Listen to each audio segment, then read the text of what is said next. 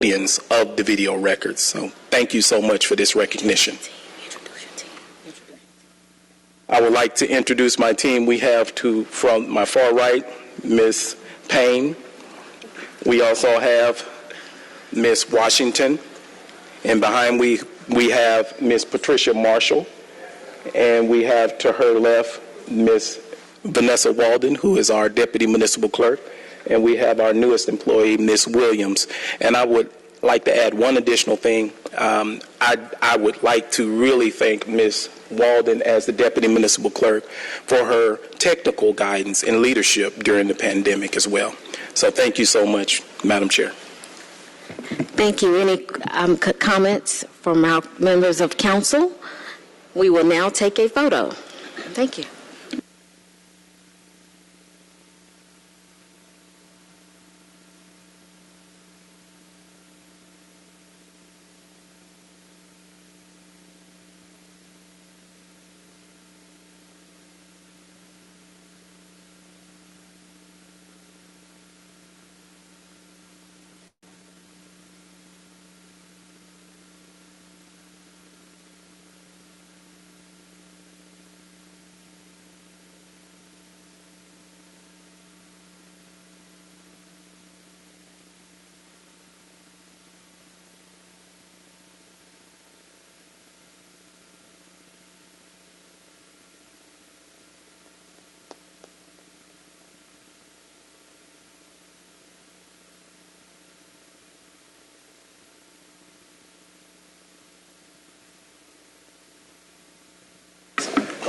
Let me express my sincere gratitude to our entire clerk team, which keeps us on the straight and narrow. We have one more proclamation recognition today. Council members Waits and Hillis, please come forward.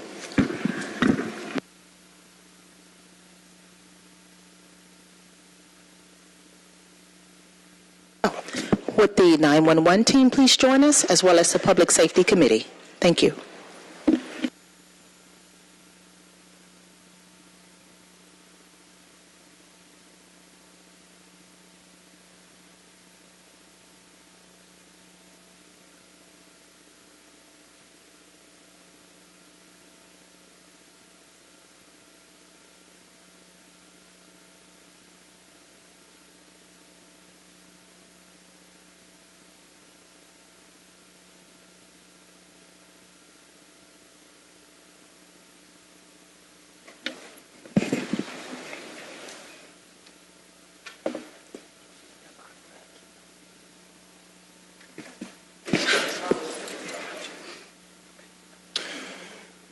Thank you, Mr. President.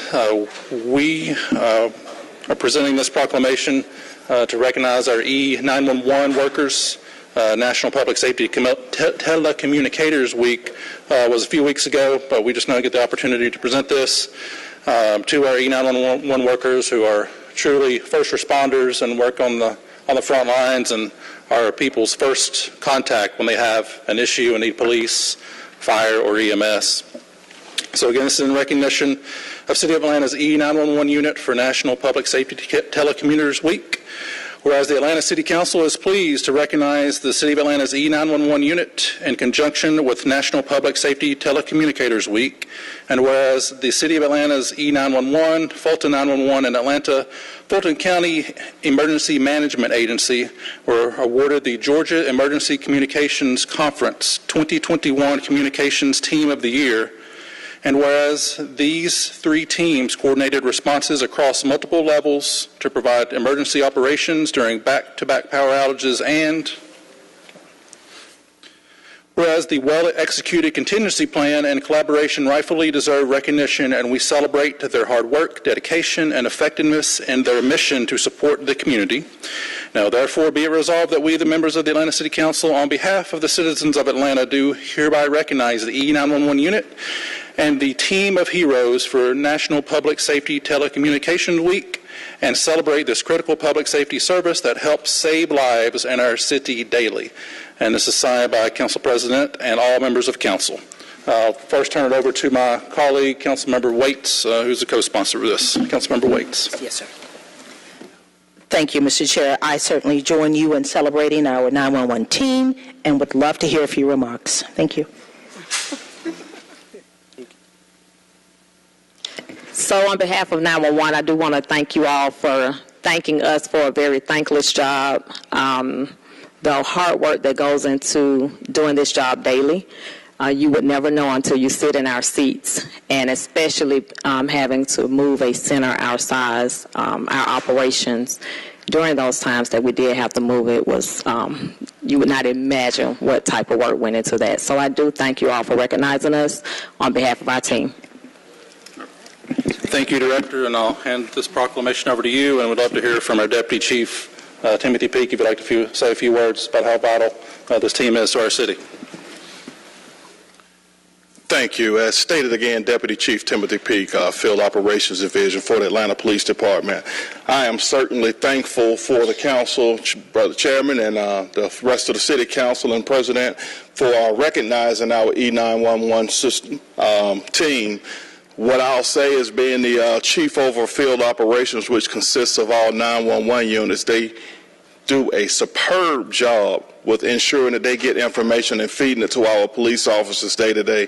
They are our true front line, and they really and truly do a great job equipping us with the information that's needed. So we are certainly thankful to have them under the leadership of Director Arnold and Deputy Director Solis.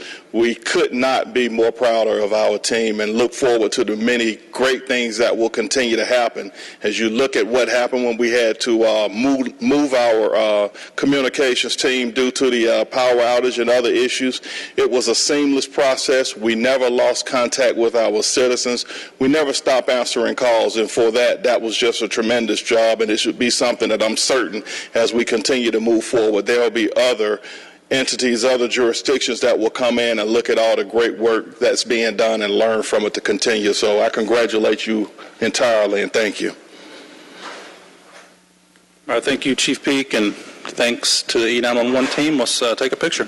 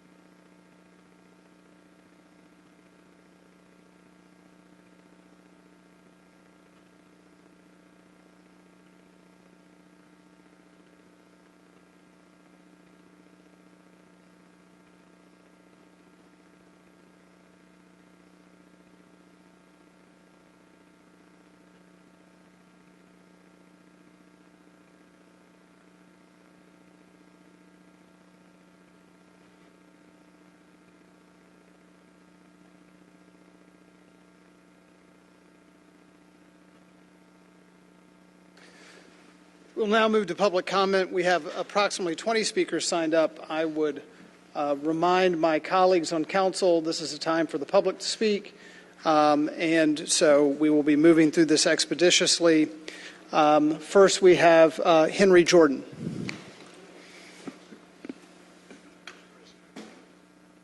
Mr. Bond. Before we... Hold just one moment. Sorry. Mr. Bond. Pardon me, ma'am. A moment. Before we begin the public comment, I'd just like to mark those who passed from us, from our city. If we can just do a moment of silence for a few folks. One is Archie Abyssal, the musician, rapper, producer, who was murdered a few weeks ago, native Atlantan. Taken from us too soon. His impact obviously has gone around the world with many of his songs, but most notably the song, quote, "We Ready," end quote. And so we respond to his family. And second is Mr. William Davis. He is the father-in-law of Phyllis Davis, who's worked in my office and works in Antoine's office. Longtime security professional.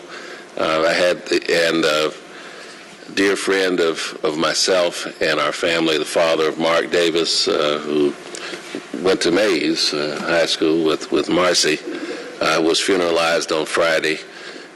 And he was just a tremendous person. I had the opportunity to represent him on the city council when I was first elected, after having gotten to know him as a child, as a friend of Mark's. But he just was a tremendous man, very well beloved in the community and by his family. And so we want to extend our condolences to the Davis family.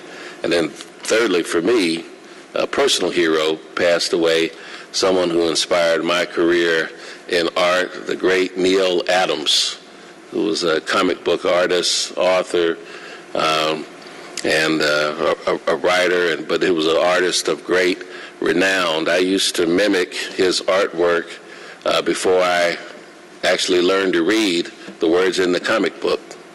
And if you've ever seen my doodles and sketches, they're largely based upon his artist style. I got to know him as an adult and share stories and artwork with him. He was a big proponent of artists getting credit for their work, owning their work, and in much the same way that artists in the music industry try to claim and own the rights to their tapes, he made sure that artists in his industry owned their characters, which was key, owned their original artwork that they actually drew or drafted for the publication of artwork. And he worked for both of the major companies, DC and Marvel, and started his own comic book company, Continuity Comics.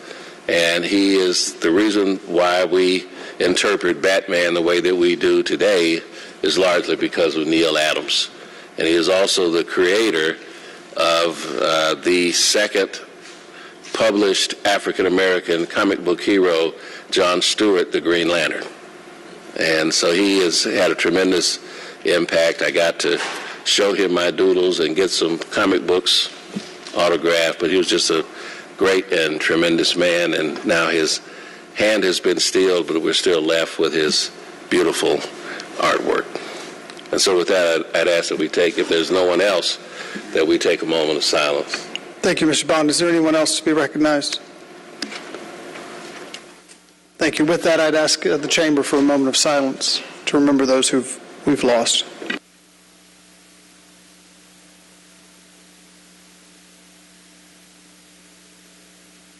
Thank you. Thank you. With that, we'll proceed with public comments. First, Henry Jordan.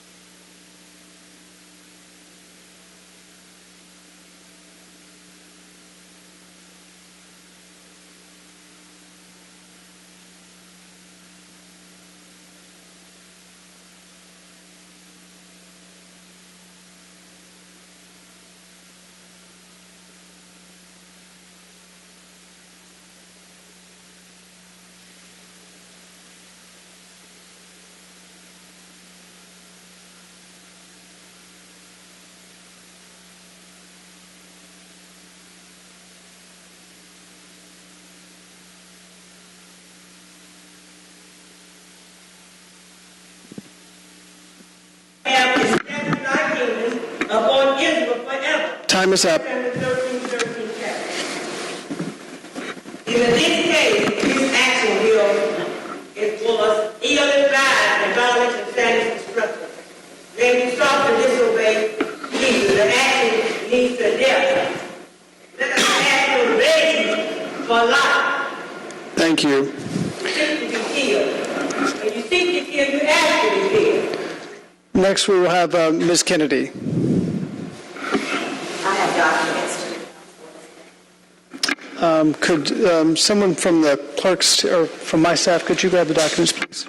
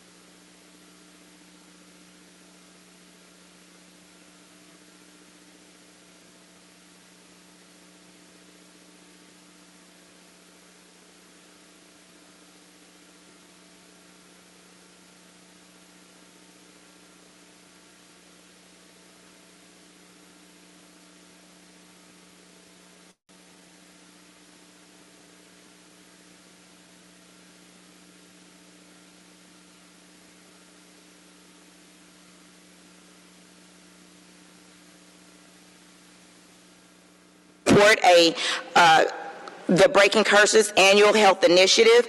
This happens annually, and it's actually the first Saturday in October. This is an event that basically provides resources to constituents in Zone 4 as a one-stop shop, essentially bringing out human health services resources. We're looking to have second chance programs. We're also looking to have the support of City of Atlanta and the state of Georgia continue with this effort.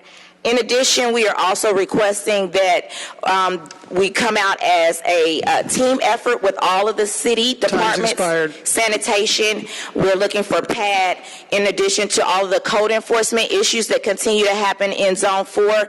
Essentially, our district in Southwest Atlanta could be compared to Flint, Michigan, with the cries of citizens being heard, not heard. And this is why I'm here. Thank you. Next, we'll have Margie McLeod.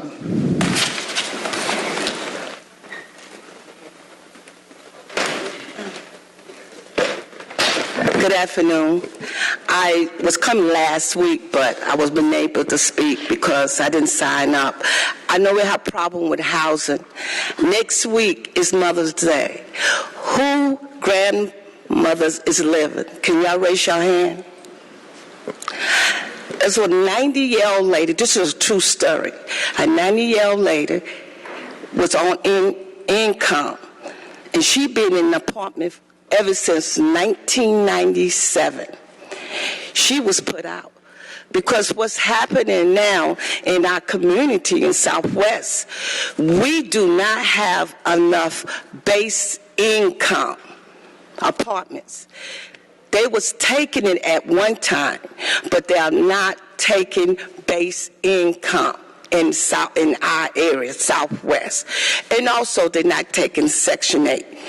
We're going to always have housing problem because people cannot afford the rent. And I know you heard people talking about homeless. If we don't get tenants' rights And if we don't get rent control, I'm from Brooklyn, okay? And I know about rent control. We need it here in Georgia. And if y'all tenant also, 90-year-old, that could be my grandmother. I'm out here. I don't have no organization. I'm out here for the poor. I'm out here for people who's not can afford to pay the rent. And some of y'all know who I am. I'm not begging for you. I don't do that. I'm for the people. I was in the military for 20 years in one day. I would have never realized that I come back here, United States. We all got problems. New York, broke everybody, Detroit. That the homeless, third world country, I'm seeing children out in the streets. Time has expired. I'm seeing grandmothers out in the streets. So we do have solution. And you got, all you talk about the parks. We got a lot of people living in the house, in cars. Won't we do a proposal, a safe, that we could be able to have these car, house, park in a safer place? Because that could have been you. Thank you. Homeless. I just want to make a note that we are aware that we're having some technical issues with Channel 26 and hearing public comments. We can hear the comments in the chamber, and we're working to try to rectify that right now. Next is Owen Jones, who's yielded time, so we'll go to Alex Hofstadler, I believe.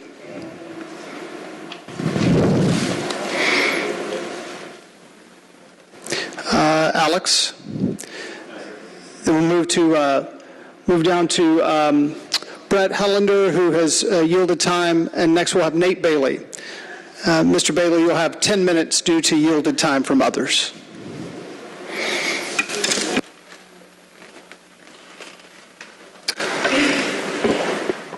Good afternoon. I'm Nate Bailey, President of Atlanta Professional Firefighters and the Georgia Professional Firefighters.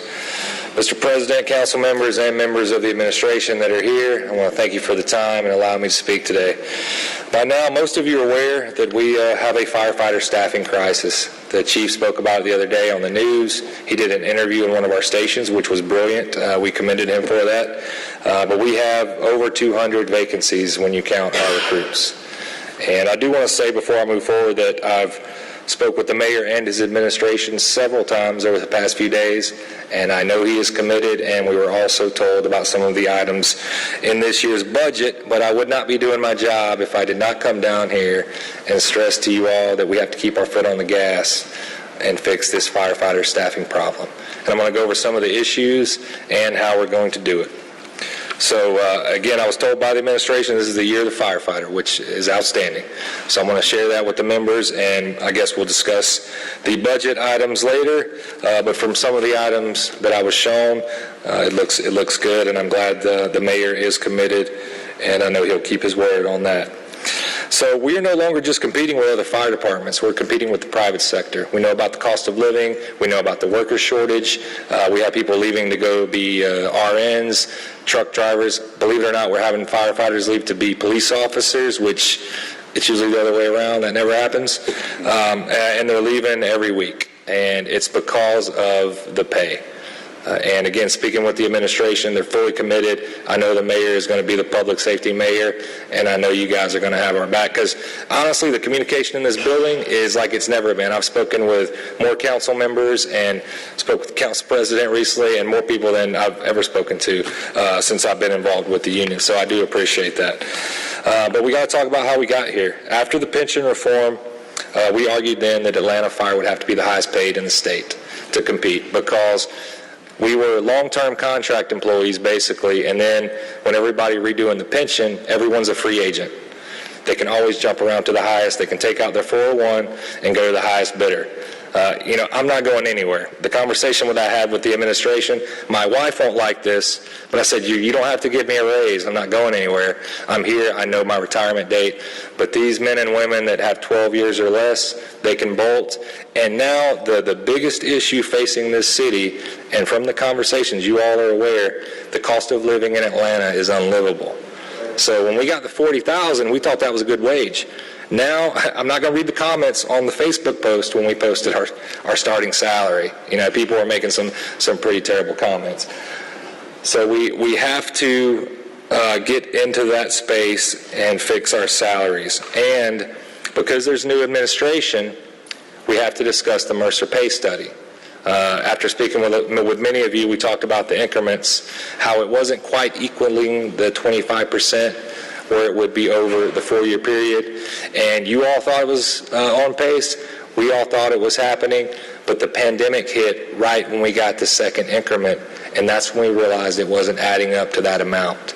So we voted as a board, do we go to our council and our mayor during one of the most challenging times in the city's history, or do we just eat it, keep trucking, and we'll get to it later on? And later on that year when things started to settle down, that's when we approached the administration and some of the council members and said, we're going to have to step these installments up. If not, people are going to start leaving. And that's the space we're in right now. I have 2 firefighters that have told me they're leaving in the next couple of weeks. The truck driving thing is the one that really shocks me, but they're headhunting our people. We have CDLs, we drive big trucks, and the trucking industry is now starting off in the 70s. So we're going to have to, I'm not saying we have to get up in the 80s for starting salary, but we're going to have to at least be the top fire department in this region, without a doubt. Another reason is, well, we are now the primary pre-hospital health care provider for the city. We started doing that about 2 years ago. When I started in 2005, Grady would show up right when we would show up, or any ambulance service, or they would show up a few minutes after. 45 minutes to an hour is common. And I had some incidents, but because who it would affect, I'm not going to read them. But we are getting on the ambulance with our cardiac monitor and our drug bag, and we're transporting to the hospital. The reason that's a big concern for all of you is when that firefighter's en route to the hospital, you have no immediate fire suppression in your district because we only have 3 firefighters currently instead of 4. So once we get back to 4, you're still reducing your staffing because we're basically paying somebody else's bills. I hate to say it like that, but we're covering 2 primary pre-hospital, or we are the primary pre-hospital healthcare provider. And we're also losing our paramedics. We don't lose our not that we have low performers, but your highest performing employees that we get that take all the extra classes and get all the certifications that our citizens pay for, they're the first ones to seek other employment because they're highly valuable to these other departments. So our citizens, and I spoke to a few of you about this, how we're still the training center as it stands right now. We can hire them and we can find great talent. We train them, we get them certified, and then the pay isn't adding up and they seek other employment. So again, speaking to the administration, they're fully committed to addressing this, and just from the conversations I've had over the weekend, I know that to be true, and I hope it to be true.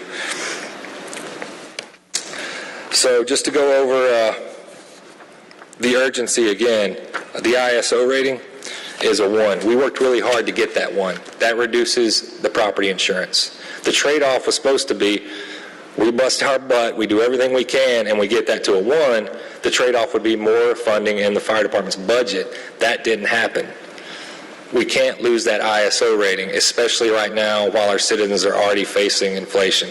Because just from a 1 to a 3, you're looking at a $70 to $100 increase. We went from a 2 to a 4 during the financial crisis when we had to brown out some fire stations. So how are we keeping it right now? We're working 48 hours straight.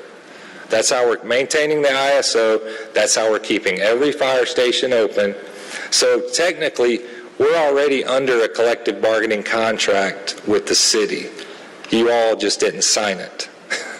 We're going to work every day until the administration and you all can address the situation. The summer is going to be tough, right? And the only way to get out of this is to hire lateral firefighters. We can't hire laterals if they won't come here for the salary. So we have a window here over the next few months that we're going to have to address because we're trying to recruit them. We did do a lateral class. We had 4 people. That's not going to cut it. We have to hire 30, 60. In 2005, it can be done. In 2005, under Mayor Shirley Franklin, we hired 300 people, and I was one of them. So we can massively hire and recruit and train, but we have to offer the compensation. because others, just to go over some of the other counties that have revealed their pay scales, Cobb's now 74, Gwinnett, believe it or not, their firefighters are in the high 70s, top of their pay scale, and Smyrna's in the 70s. Everybody now is in the 70s for their top firefighter pay. We're at 55,000 right now.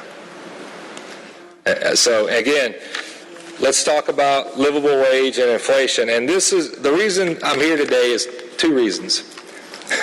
The health of the firefighter, we've had a couple incidents, but don't worry, we're going to address it in-house, and we're going to make sure that we look after our people. But when you go 48 hours without sleep, strange things start to happen, right?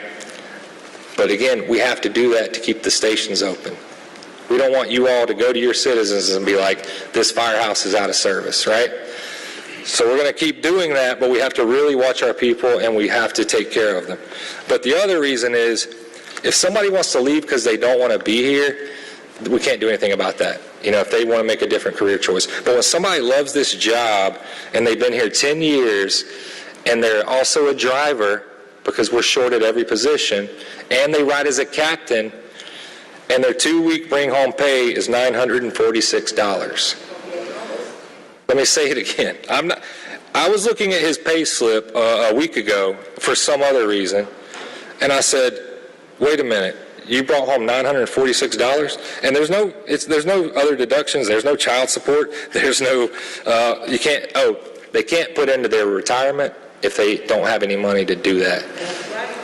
All right, when we talk about, you're going to hear from others that are going to say, we don't have a retirement. You don't have a retirement if you can't make the contribution. So that's why the Mercer was so important and why we have to get it, because it focused on the rank of firefighter. That's where we're short. And I've got the commitment from the administration that they're going to look at the rank of firefighter and make sure that we address it. But I need all 15 council members to be behind that. I need y'all to attack that, because this is an awesome firefighter. He's got 2 little girls. How are you going to support a family on $946 every 2 weeks? All right. And when I shared this with the administration, they were like, we're gonna handle it, we're gonna address it, but we got to see some action. All right, because we're open in Princeton Lakes, and we're going to staff it, and we're going to keep working around the clock. But we need a commitment, full commitment from this administration and all of you. And please, please keep working on that so we can get that promise pay study in place. Thank you. Thank you. I see a lot of my colleagues want to speak. Again, I would remind you, this is the time for public comment. This is not the time for us to legislate. We have general remarks and we have legislation. So is it absolutely germane at this moment, colleagues? Mr. Bond. Oh, that was from earlier, but just on the record, I'm with the fire department and the union, so. Thank you, Mr. Bond. Mr. Wan. Thank you, Mr. President. I just want to let my colleagues know that the fire portion of the budget hearing will be on Tuesday, May 17th at 11 a.m. As y'all know, we have not received our budget books yet. We should have those, I think, today. So we look forward to seeing, hopefully, the same changes y'all have been working on. Thank you. Mr. Hillis? Thank you. Yep. I was going to speak as a public safety chair, and I was going to wait until the end of public comment, but just a few of my colleagues went up to me. I decided to go ahead and speak. I know we're going to be hearing some more of our wonderful firefighters, but I just want to say as public safety chair, fully support you all and getting this increase to where y'all need to be first.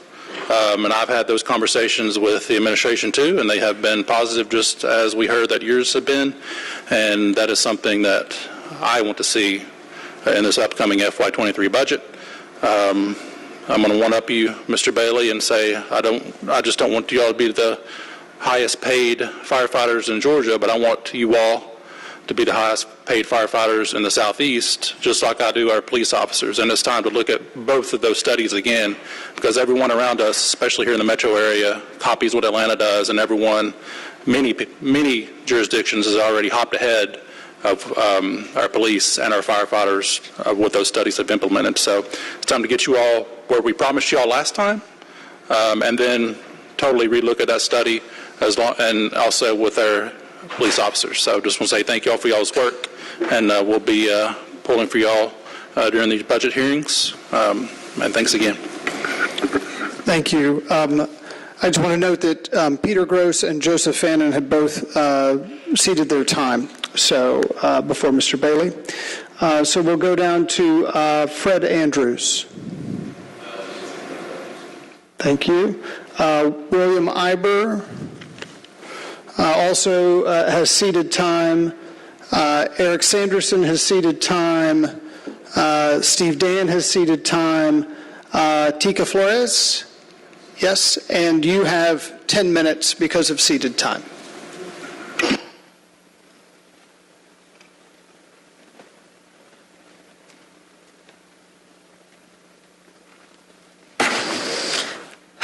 Okay. Good afternoon, council members. I'm firefighter Tika Flores, and I'm currently assigned to a special operations company on the southwest side of Atlanta. I'm a certified firefighter 2, advanced EMT, and certified technical rescuer. I'm also a college graduate and a combat veteran. I say all of this to simply state I can get a job anywhere. And I say that because I choose to work here. The reason why that's important is I want to be here. And like Nate mentioned earlier, I'm one of these high performers, at least I like to think I am, that puts a lot of themselves into their everyday work. And everything that I do is about the job, it's about the people, it's about the citizens. So I'm here, I think, to offer you all a little bit of insight from a junior firefighter on this department's position to be one of the people that has every opportunity to leave and go somewhere else. At present day, the reason why I come into work day in and day out is because of the crew that I have, the guys that I work with. I'm one of very few people that had the opportunity to get assigned to a station where the average experience is 12 to 27 years. That is a lot of leadership and opportunity to learn from. But I'm an outlier. I'm not the norm. Over 60% of my classmates, and to be clear, we were sworn December 2019. 60% of my classmates have left the department. 2 more just notified me this week that they will be leaving next week. Now, thanks to Fire Chief Smith and his big push, we will be having a promotional exam happening this year. The downside to that is it'll be the first one in 6 years, which means I will lose nearly every one of those guys that I am so happy to work with. Because while I'm proud and happy for them promoting and advancing in their career, that's going to leave me in an interesting position if they're the single reason why I continue to come back to this department. At the end of the day, I have to look at what type of life do I want, especially working in a job that is specifically designed to kill me. Cancer, heart disease, heart attacks, chemical exposure, hazmat chemicals, angry citizens, what have you. There are a lot of risk factors. I know that, and I choose to come do this job anyway.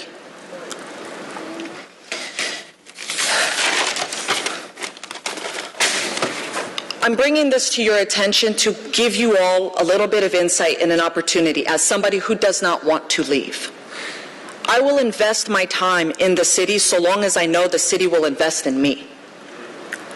I love myself, and I really want to create a legacy, but that's not going to be realistic when the fact is my salary average is $10,000 less than the national average for a person in my rank or my position with a department similar to this size.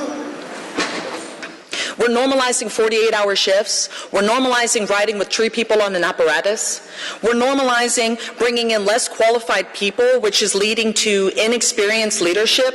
And I might add that all of those are mitigating factors that led to our last line of duty death, Stephen Solomon. There was an investigative report. That report is called a NIOSH report. It was put out, and there were specific, detailed ideas and plans outlined to the department and to the city so something like that wouldn't happen again. Changes were made, and yet we are regressing. We're going back the opposite direction. It's not a matter of if, but when, at this point, the next time we have a line of duty death. And I do not want that to be me or another one of these junior people because of lack of experience, and we're losing that experience because people are moving on to better opportunities. And it's not about the money. It's about the reality that all of us are living in this country right now. We see the inflation. My food cost is 4 times this year right now than it was last year. My bills are not changing. They're only going up. So when we continue to fatigue and exhaust our department, we have certified paramedics. We have certified advanced EMTs. I'm one of them. But we're bringing in less experienced people who are operating at a basic level. What that means is they have a lower scope of permissions to operate and render aid, which means that the people with a higher scope are the ones assuming all of the liability, responsible for training these people, but realistically, there's very few things that they can do. When you are worked, and your checks are not what you would need them to be able to make ends meet and pay your bill and feed your kids, you have to look at, do I love my job or do I love having a roof over my head? Because as much as I love this job, I have to make a decision and coming to a point to where right now I'm here because I want to be a part of the change. I want to help plug the hole in this figuratively sinking ship. And all of you, to be council members, live in this city, which means all of you have us respond to your emergencies, medical emergencies, fire alarms. That's going to become less and less likely with less personnel to staff apparatuses,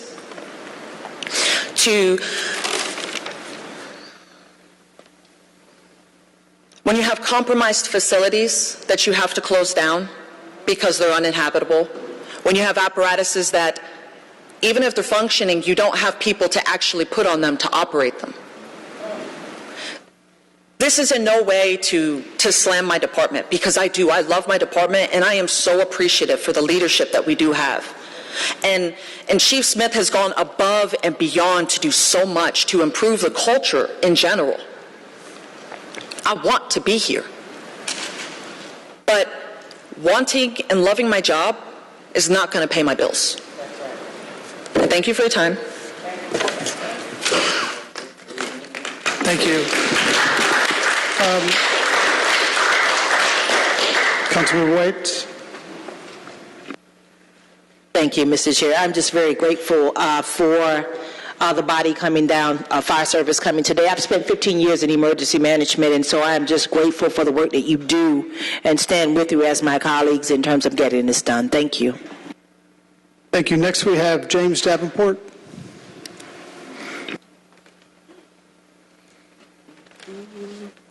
Thank you, Mr. President. First, giving honor to God, who I oftentimes call my conductor. I don't have a PhD, but I do have a GOD.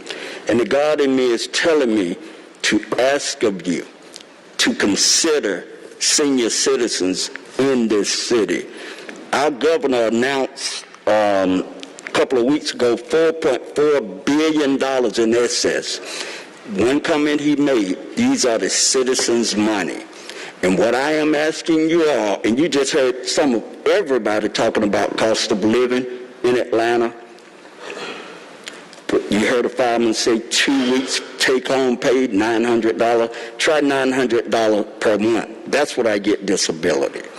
And what I am requesting today, if you all would be so kind as to provide senior citizens Uber and Lyft rides free.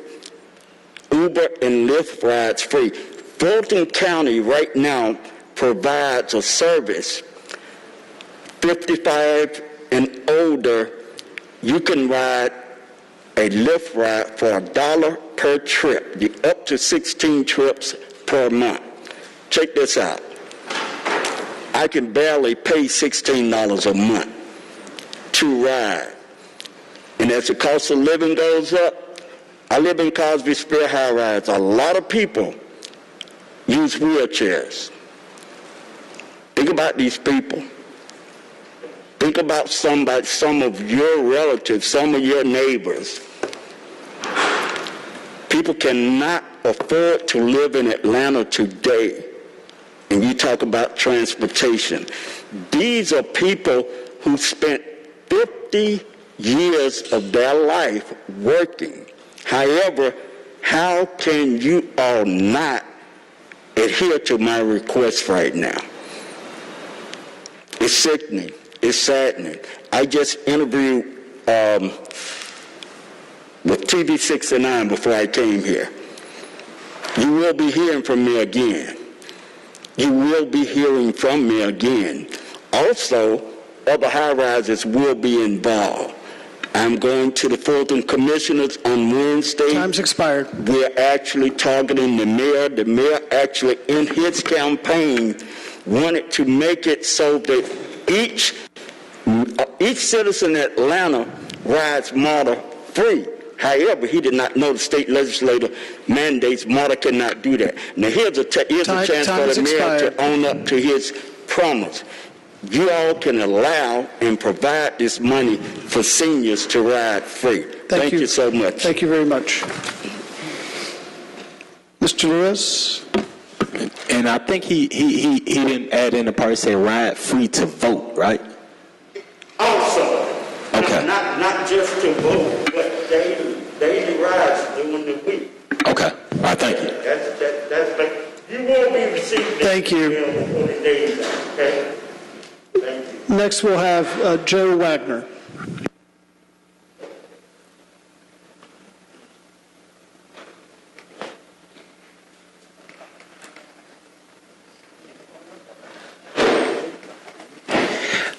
Good afternoon, council members. My name is Joe Wagner, and I'm a volunteer with the Fulton County Remembrance Coalition. I'm a chair of the committee that's working on the downtown marker dedicated to memorializing the victims of the 1906 Atlanta Race Massacre. And I came today to thank the City Council for introducing legislation to install 2 historical markers memorializing these victims. As you may be aware, our group, Fulton County Remembrance Coalition, is a community partner of the Equal Justice Initiative. And I just wanted to read a quick quote from Brian Stevenson, who is the founder of EJI, as well as its executive director. And the quote is as follows: "The public narrative a nation creates about what is important is reflected in memorials and monuments. Who is honored, what is remembered, what is memorialized, tell a story about a society that can't be reflected in other ways." And I just wanted to, again, thank the City Council for allowing this important story of the Atlanta Race Massacre of 1906 to be told and to ensure that its victims are never forgotten. Thank you. Thank you. Next, we'll have Bishop John Lewis.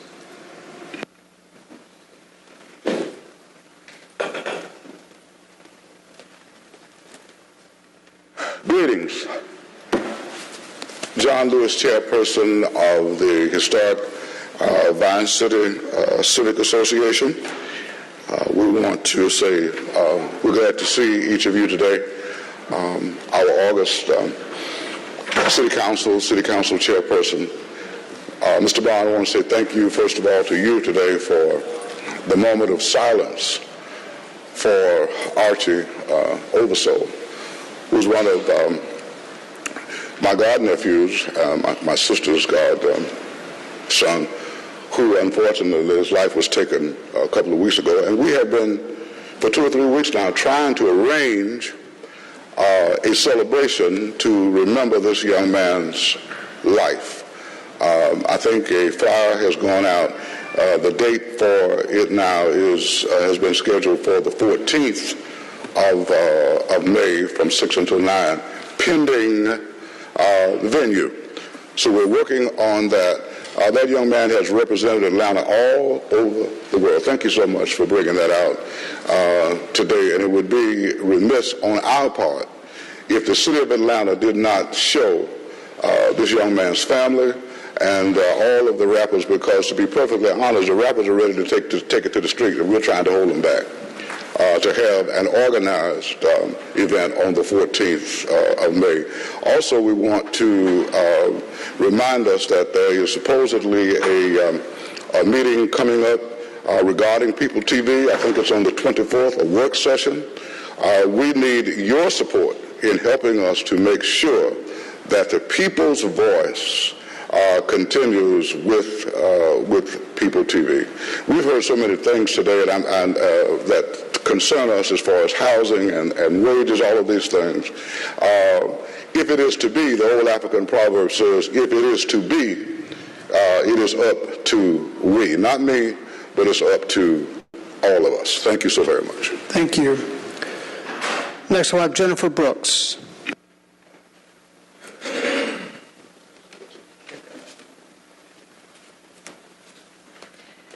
President Shipman, honorable members, I wrote to a few of you on the weekend offering support as you look at rewriting Ordinance 22-0-1314. And with your permission today, may I amplify my concerns regarding Peachtree Street closures for Streets Alive. The business community, all my arts, hospitality, life safety, and healthcare neighbors are the ones who will be most impacted by Streets Alive events on Peachtree. Please don't rush into this legislation without looking closely at the $2 million that would be diverted from parking revenues, and also the consequences of diverting attention and resources of the Atlanta Department of Transportation at a time when there are critical needs throughout the city that the Department of Transportation must address. Please move Streets Alive around the city to be inclusive of every district and every community that wants it, and where it will cause no harm. As much as possible, please avoid Peachtree Street in the Central Business District, where the struggles of pandemic recovery are undeniable and going to take a long time. Thank you very much for your kind efforts. Thank you. Our final speaker will be Ken Wainwright with 4 minutes due to yielded time from Kiana Elder. Mr. Wainwright, you have 4 minutes. Appreciate it. Before it starts, I have a packet for each of you, if you don't mind.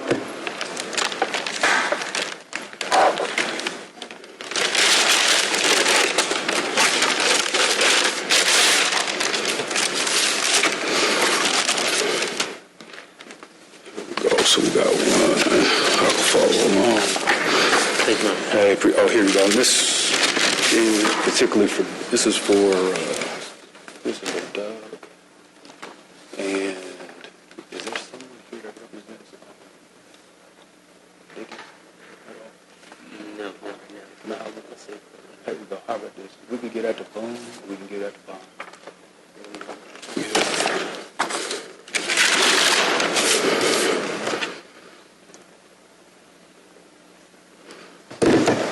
Here we go. So, Doug, this is, first off, it's good to see you again, and I know I'm addressing the council, but right now, Doug, we're just going to act like it's me and you right now, okay? Is that cool? That's fine? All right. Well, just to let you know that we are working on unionizing all the Uber, Lyft, DoorDash drivers in the city of Atlanta.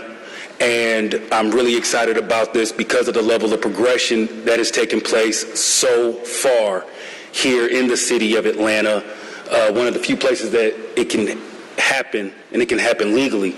But we've had some issues. And I want to talk to you, Doug, because I need your help with this one. I need your help because there's been, despite of the progress, there's been some weak and some incompetent people inside the city of Atlanta, and it needs to be addressed because it's about moving forward. What you guys have, the packet that you have, are rideshare drivers, hardworking people who are the victims of crimes we have right here. The last thing this gentleman seen in his dash cam was a gun put to his head before he was shot. The level of We go to the next packet right here. A woman right here. She has 5 kids. She was terminated wrongfully. What you don't see is her children who had to suffer, even though she did her job and she did her job well. Now she's wondering how she's going to feed her children. We have something that happened in the back of our Amos, in the back of our backyard, right there on MLK, where a rideshare driver was shot. Termination, and so this is a not just civil crimes, but also criminal crimes as well that's happening. And it would be less than true that if more than half of you have already known about this. Jason, thank you for your time. Amir, thank you for your time. Liliana's strong consideration of co-sponsoring this bill. Thank you. Alex Wan, I spoke to you when you was filling out your qualification papers. Thank you. Unfortunately, Shook, your people have not been responsive. David Taylor told me you didn't respond to this because you didn't care about this. And you received an email, not you, but your team, a year ago. Ms. Boone, thank you so much. When you want something done, you give it to a K. Thank you so much. Overstreet, Dustin, Mary Norwood, thank you guys so much for your help as well, and also being very responsive. But when I talk about and Bon and Matt, come on now. Y'all know me. Y'all know I'm a fool. Keisha, Antonio, you two haven't known about this, but I've heard so much about what you've done with your union prior to this. Councilman Antonio and Keisha, I remember when you were down the street from the labor union and working with Alan and making sure that you're a fighter. We need that fight for these drivers right now. This is what comes down to. We have a problem right now when it comes down to the legal department. Doug, I need your help. I don't know if they think they're Jesus or Buddha or Beyonce knows up there, but when it comes down to the legal department, they're not moving. Even though we have people from the city of Seattle who has moved this legislation forward. We have Vincent Champion, who's part of the police union, who's moved this forward. We have Miss Andrea Boone, who has said that she is going to move forward with this legislation. We thank you for stepping up. Bon, we need you. Time's expired. Dog, we need you. And I'd love to make Councilman Ivory Young proud by letting Amos know that if you ever need me, I'm here for you.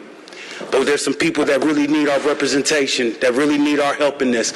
We need the legal department. Stephanie Grant and Nina have to step up, and they have been pathetic. They have to step up. This is the last piece. This is the last thing that we need. Time's expired. Doug, thank you, man. Let's work together on this. Thank you. That is all the public comment that signed up today. So we'll move next on the agenda to the report of the Journal. Mr. Clerk. I, Forrest Webb III, Municipal Clerk, do certify that the action minutes of the April 18th, 2022 City Council meeting are true and correct. Do I have a motion to adopt the minutes? Moved by Mr. Wan. Is there a second? Seconded by Ms. Bakhtiari. Any discussion? Hearing none, please open the vote on the approval of the minutes. Please hold. The vote is now open.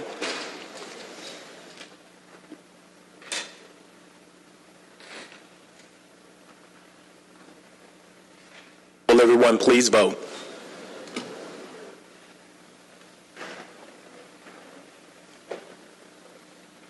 The vote is now closed. 14 yeas, 0 nays. 14 yeas, 0 nays. The minutes are adopted. We'll now move to communications. Mr. Clerk. 22-C-5070, a communication from President Doug Shipman, reappointing Mr. Andre Anderson to serve as a member of the Midtown Community Improvement District. This appointment is for a term of 4 years. Staff recommendation to refer to Community Development Human Services Committee and Committee on Council. Let it follow that course. Please proceed. 22-C-5071, a communication from Danielle Hampton, Chair of the Audit Committee, submitting the reappointment of Ms. Amanda Noble as City Auditor This appointment is for a term of 5 years, scheduled to begin on June 1st, 2022. Staff recommendation to refer to Finance Executive Committee and Committee on Council. Let it follow that course. 22-C-5072, a communication from Council members Jason Winston, District 1, Amir Faroki, District 2, and Michael Julian Bond, Post 1 at Large, appointing Ms. Lauren Welsh to serve as a member of the Zoning Review Board. This appointment is for a term of 2 years. Staff recommendation to refer to Zoning and Committee on Council. Let it follow that course. Mr. President, if I could sound items 4 through 6 as a block. Please proceed. 22-C-5073, a communication from Ann Phillips, President, Atlanta Planning Advisory Board, submitting the appointment of Mr. Eric Toomer to serve as a member of the Public Safety Commission. 22-C-5074, a communication from Ann Phillips, President, Atlanta Planning Advisory Board, submitting the appointment of Mr. Andrew Anderson to serve as a member of the Public Safety Commission. 22-C-5075, a communication from Mayor Andre Dickens, appointing Mr. Jerry Gray to serve as a member of the Alcohol Technical Advisory Group, ATAG 3. Staff recommendation to refer to Public Safety and Legal Administration and Committee on Council. Let all three follow the course. Mr. President, if I can sound items 7 through 9 as a block. Please proceed. 22-C-5076, a communication from President Doug Shipman, appointing Councilmember Amir Faroki to serve as a member of the Midtown Community Improvement District. This appointment is for a term of 4 years. 22-C-5077, a communication from Chief Procurement Officer Martin Clark, submitting the April 11, 2022 through April 15, 2022 weekly contracts report. 22-C-5078, submitting the April 18, 2022 through April 22, 2022 weekly contracts report to the Atlanta City Council and Clerk of Council pursuant to Section 2-1142 of the Atlanta City Code of Ordinances. Staff recommendation to accept and file. Let all three follow the course. Mr. President, if I could sound the next 4 items as a block. Please proceed. 22-C-5079, a communication from Mayor Andre Dickens to appoint Ms. Sarah Kirsch to serve as a member of the Atlanta Housing Authority Board of Commissioners. 22-C-5080, a communication from Mayor Andre Dickens to appoint Mr. Larry Stewart to serve as a member of the Atlanta Housing Authority Board of Commissioners. 22-C-5081, a communication from Mayor Andre Dickens to appoint Ms. Doria Faroki to serve as a member of the Atlanta Housing Authority Board of Commissioners. 22-C-5082, a communication from Mayor Andre Dickens to appoint Mr. Douglas Hooker to serve as a member of the Atlanta Housing Authority Board of Commissioners. No staff recommendation. I'm going to refer each of these to the Community Development and Human Services Committee and the Committee on Council. Duly noted. That concludes my report, Mr. President. Thank you. Is there any vetoed legislation for consideration today? There are none, Mr. President. Moving on to unfinished business, the last council meeting, 22-R-3255, was basically kept in the breast of council for today's meeting. By agenda, it will come back before us now, and the motion on the floor is to file. So we are discussing the motion to file, which has been made and properly seconded. Is there any discussion on the motion to file 22-R-3255? Mr. Wan.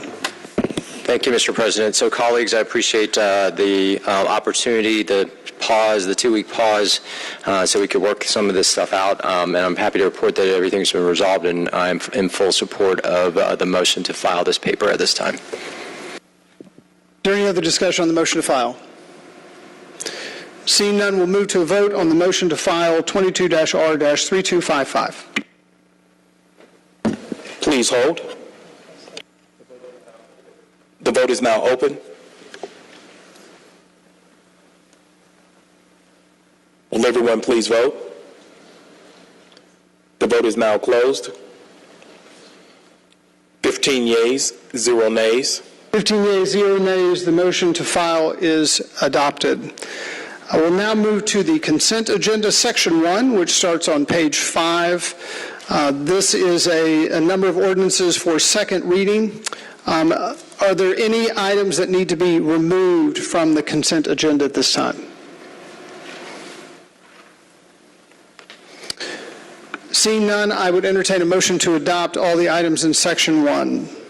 Moved by Mr. Wan. Is there a second? Seconded by Ms. Bakhtiari. Is there any discussion on the motion to adopt the consent agenda, Section 1?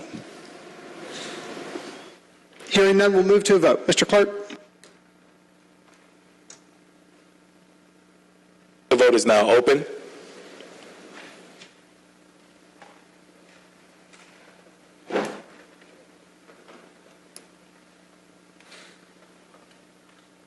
Will everyone please vote? The vote is now closed.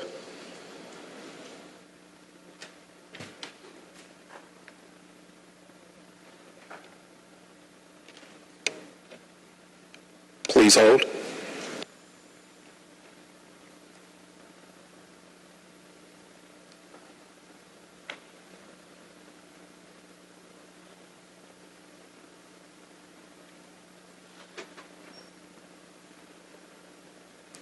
Please continue to hold.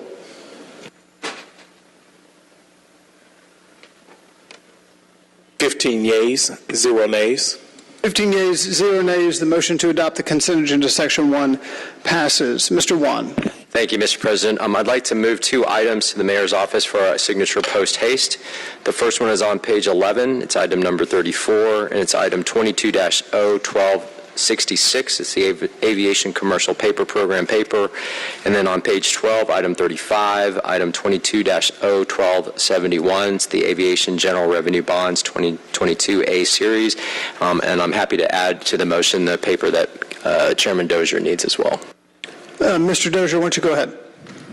Thank you, Mr. President. I also have an item to be sent post haste to the mayor.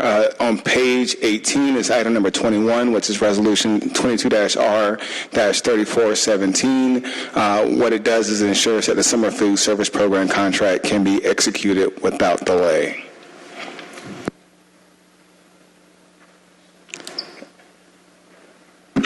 Thank you. So 3 items have been moved for a post haste. Without is there a second? I assume that you're the second. I'll second. Mr. Wan will make the motion. Mr. Dozier will second. We can do this via unanimous consent. Are there any objections to moving these 3 items post haste? Hearing none, Mr. Clerk, please sound the count on unanimous consent. Please hold.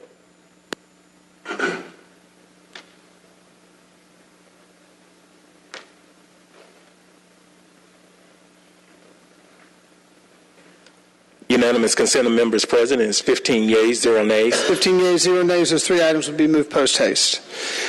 We'll now move to page 43, the consent agenda, Section 2. These are a number of items for first reading. The motion here will be one to refer these items as noted to various committees. Is there any item that needs to be removed from the consent agenda, Section 2 at this time? Hearing none, I'd entertain a motion to refer. Moved by Mr. Wan. Is there a second? Seconded by Mr. Winston. Any discussion on the motion to refer the consent agenda, Section 2? Hearing none, we'll move to a vote. Mr. Clerk, please open the vote on the motion to refer. Please hold.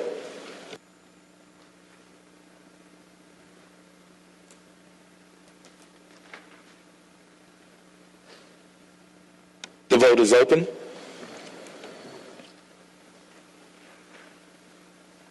Will everyone please vote?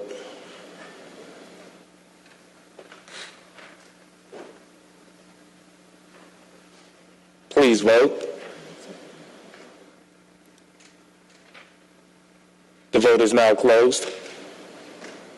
14 yeas, 0 nays. 14 yeas, 0 nays. The motion is adopted. Mr. Wan?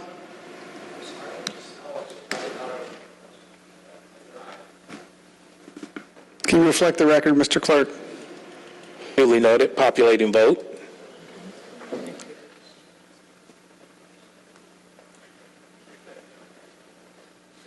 15 yeas, 0 nays. 15 yeas, 0 nays.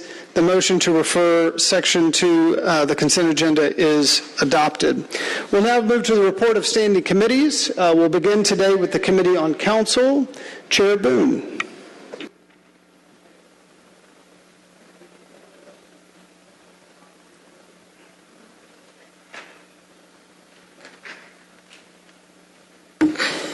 Thank you, Mr. President.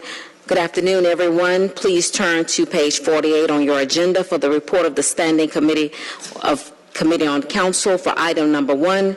Council President, we like to take items 1 through 8 together as a block if there is no objection from the body. Without objection, please proceed with those as a block. These items were found favorable in today's Committee on Council meeting. Item 1, 22-C-5043, a communication from Council President Doug Shipman appointing Ms. Deidre Deadweiler to serve as a member of the Atlanta Urban Design Commission in the Urban Planner category. This appointment is for a term of 3 years. Item 2, 22-C-5052, a communication from Chief Rodney Bryant, Atlanta Police Department, appointing Deputy Chief Carvin Tyus to serve as a member of the Public Safety Commission. Item 3, 22-C-5053, a communication from Nicola Hines, President, League of Women Voters of Atlanta, Fulton County, submitting the appointment of Ms. Sharice Reyes, Esquire, to serve on the Atlanta Citizens Review Board. This appointment is for a term of 3 years. Item 4, 22-C-5055, a communication from Council Members Marcy Collier Overstreet, District 11, Councilmember Antonio Lewis, District 12, Councilmember Keisha Shawn Waits, Post 3 at Large, appointing Mr. Wayne Martin to serve as a member of the Zoning Review Board. This appointment is for a term of 2 years. Item number 5, a communication from Nicola Hines, Chair Governing Board of the Office of Inspector General, submitting the reappointment of Ms. Jabu Sangova as the Ethics Officer for the City of Atlanta. This appointment is for a term of 5 years. Item 6, 22-C-5058, a communication from Council President Doug Shipman appointing Mr. Jason Terrell to serve as a member of the Atlanta Commission on Fatherhood, Men, and Boys. This appointment is for a term of 2 years. Item 7, 22-C-5059, a communication from Council Members Liliana Batiera, District 5, Alex 1, District 6, Howard Shook, District 7, Mary Norwood, District 8, and Matt Westmoreland, Post 2 at Large, appointing Mr. Jonathan Russell to serve as a member of the Human Relations Commission. This appointment is for a term of 3 years. Item 8, 22-C-5060, a communication from Councilmember Andrea L. Boone, appointing Mr. Jermaine Clark to serve as a member of the Atlanta Commission on Fatherhood, Men, and Boys. This appointment is for a term of 2 years. These items were found favorable. Motion to adopt. Council President. There's a motion to adopt all 8 items. These are all communications. There's no need for a second since these are coming out of committee. And without objection, we can take this block via unanimous consent. Is there any objection from the body? Hearing none, Mr. Clerk, please sound the count of unanimous consent.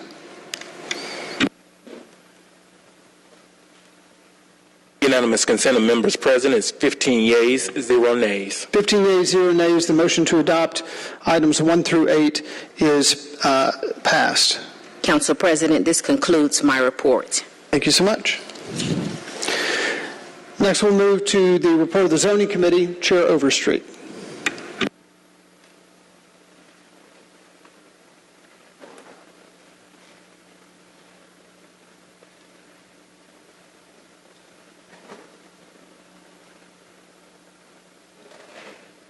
Thank you, Council President. Will everyone please turn your agendas to page 50?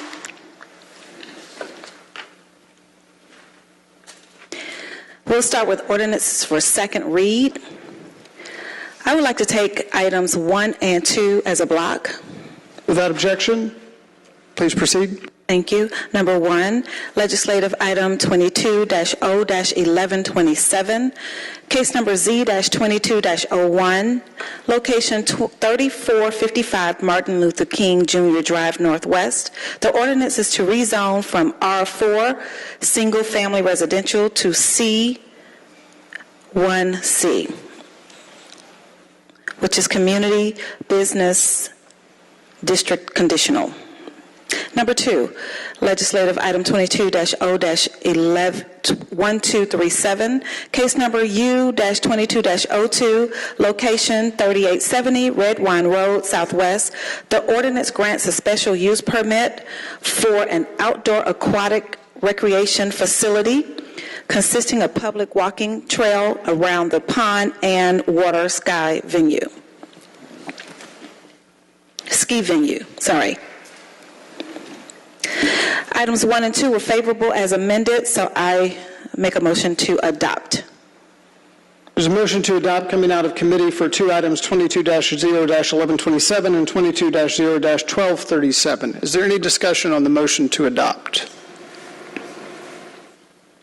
Hearing no discussion, we'll move to a vote on the motion to adopt these two items. Mr. Clerk, please open the vote. The vote is open. Will everyone please vote?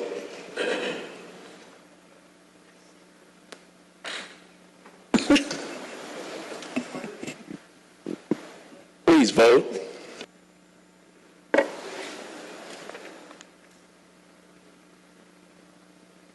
The vote is now closed. 14 yeas, 0 nays. 14 yeas, 0 nays. The motion to adopt passes.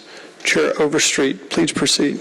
Thank you. We'll move on to legislative item number 3, which is 22-0-1132. Mr. President, the screen marked Councilmember Winston. Mr. Winston? Way, but he's here. Yeah. Did you want to record your vote? Aye. Please let the record reflect an aye from Mr. Winston. Duly noted. 15 yeas, 0 nays. 15 yeas, 0 nays. The motion to adopt passes. Thank you, Mr. Westmoreland. Chair Overstreet, please proceed. Absolutely. We'll move on to item number 3, 22-0-1132, zoning case number U-22-01. Location is 715 Cleveland Avenue Southeast. The ordinance grants a special use permit for a place of worship.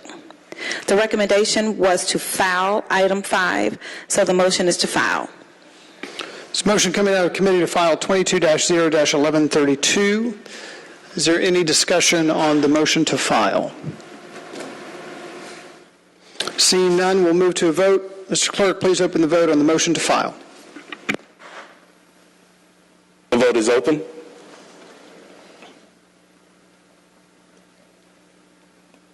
Will everyone please vote?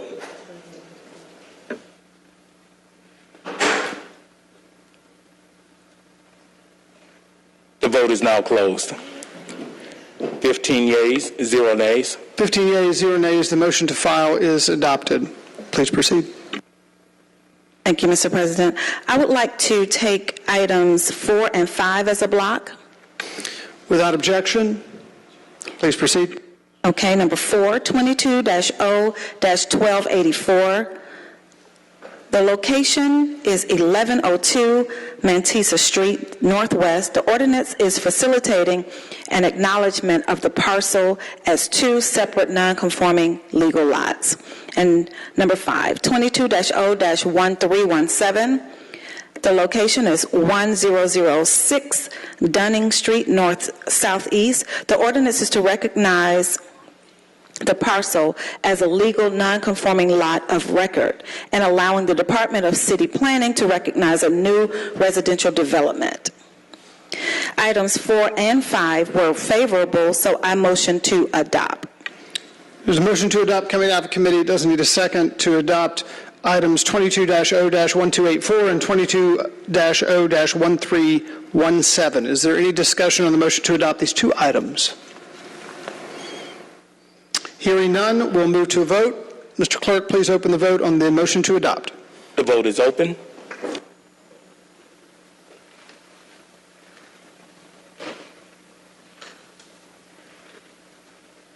Will everyone please vote?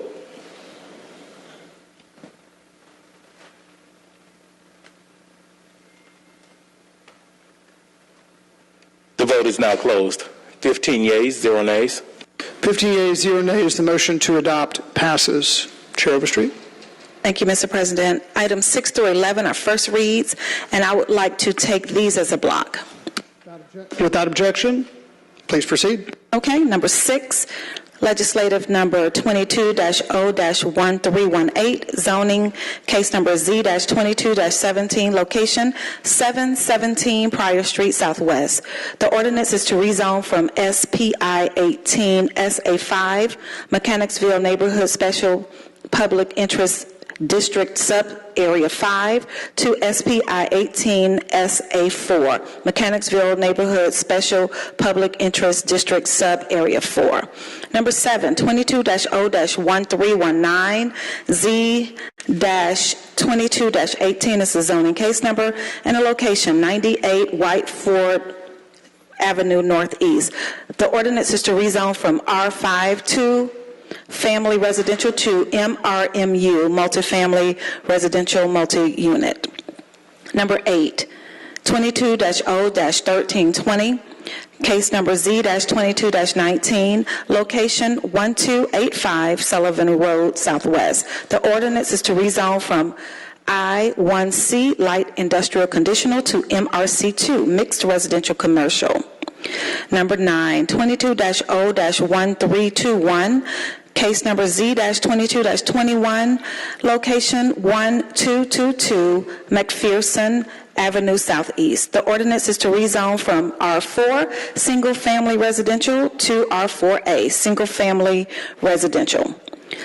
Number 10, 22-0-1322, zoning case number U-21-33, location 1222 McPherson Avenue Southeast. The ordinance grants a special use permit for a preschool. And number 11, 22-0-1323, zoning case number U-22-04, location 1196 Arkwright Place Southeast. The ordinance grants a special use permit for a school. The motion is to refer items 6 through 11 to Zoning Review Board and Zoning Committee. There's a motion to refer these items to the Zoning Committee and to ZRB. Is there a second? Seconded by Mr. Wan. Is there any discussion on the motion to refer these items? Hearing none, Mr. Clerk, please open the vote on the motion to refer. Vote is open. Will everyone please vote?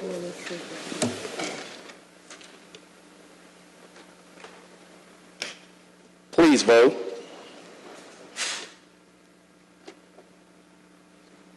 The vote is now closed.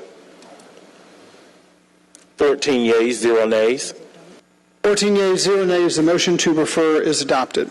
Chair Overstreet. Thank you, and that concludes my report. Thank you. We'll move next to the Public Safety and Legal Administration Committee. Chair Hillis. Mr. President, Public Safety and Legal Administration do not have a report. Thank you. Thank you. We'll now move to the City Utilities Committee. Last week, Vice Chair Hillis presided, so he'll be undertaking the report.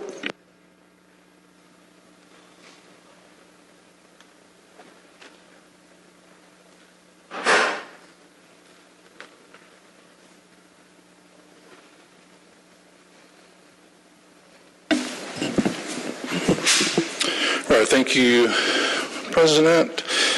We have one item and one announcement. The item is on page 58. This is ordinance for second reading. However, this is a charter amendment, so this is the second reading, first adoption. We'll need to adopt it, and then I'll make a motion to send it back to committee after that. So it's 22-0-1280, an ordinance by Councilmember Dustin Hillis to amend the charter of the City of Atlanta, Georgia. 1996 Georgia laws referenced, adopted under, and by virtue of the authority of the Municipal Home Rule Act of 1965, OCGA section reference, as amended by amending Section 1-102 of Article 1 and Section 6-101 of Article 6, both of Part 1, Subpart A, to amend the authority of the city to charge and collect taxes and assessments for sanitary and solid waste disposal services, and to establish and collect rates, fees, and charges for the same, to authorize the adoption of an administrative procedure for the resolution of disputes regarding the basis of a sanitary and solid waste tax or assessment against a property, and for other purposes. And the motion from committee is to adopt. So the motion coming out of committee is to adopt. As a reminder, this is the first adoption, so it does not need a second coming out of committee. Is there any discussion on the motion to adopt? Hearing none, Mr. Clerk, please open the vote on the motion to adopt. The vote is open.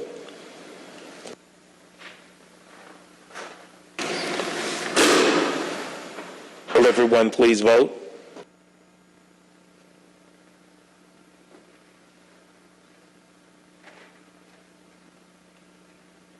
The vote is now closed. 13 yeas, 0 nays. And now I will make a... Sorry, Mr. Chair, one moment. Councilmember Boone? Yes. You're an aye. Please note Councilmember Boone is an aye. Duly noted. Populating vote.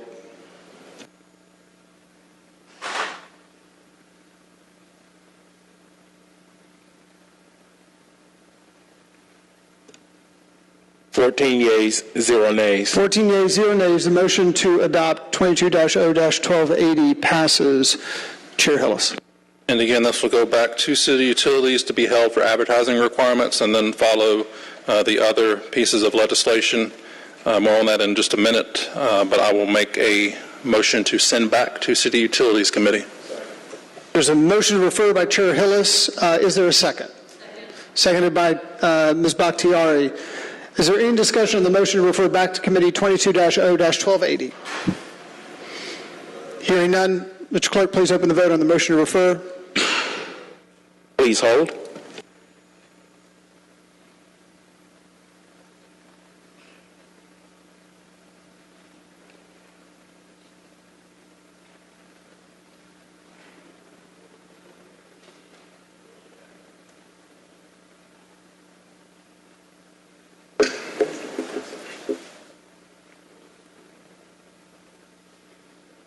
The vote is open.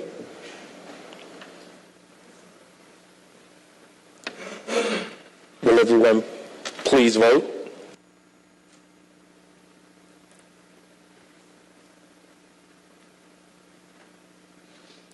The vote is now closed. 13 yeas, 0 nays. Mr. Winston, how would you like your vote? Aye. Please note Mr. Winston's an aye. Populating vote. 14 yeas, 0 nays. 14 yeas, 0 nays. The motion to refer is adopted. Chair Hillis. And the announcement related to this legislation and the other 3 solid waste papers being held in committee is that the City Utilities Committee will hold a joint work session with the Finance Executive Committee on Thursday, May 12th at 10 a.m. in Committee Room 1 to discuss the proposed solid waste rate revisions. Again, solid waste rate revision work session, May 12th at 10 a.m. in Committee Room 1. Thank you. Thank you. We'll now move to the Community Development Human Services Committee. Chair Dozier. Mr. President, I don't have a report this week. Thank you. We'll now move to the Transportation Committee. Chair Farokhi.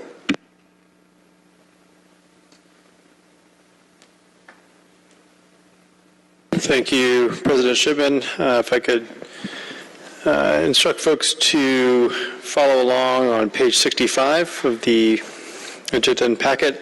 We have 3 items. The first is a communication to accept and file. It is 22-C-5063, a communication from Daniel Hampton, Chair Audit Committee, submitting the performance audit report on street lighting. And I would move to accept and file.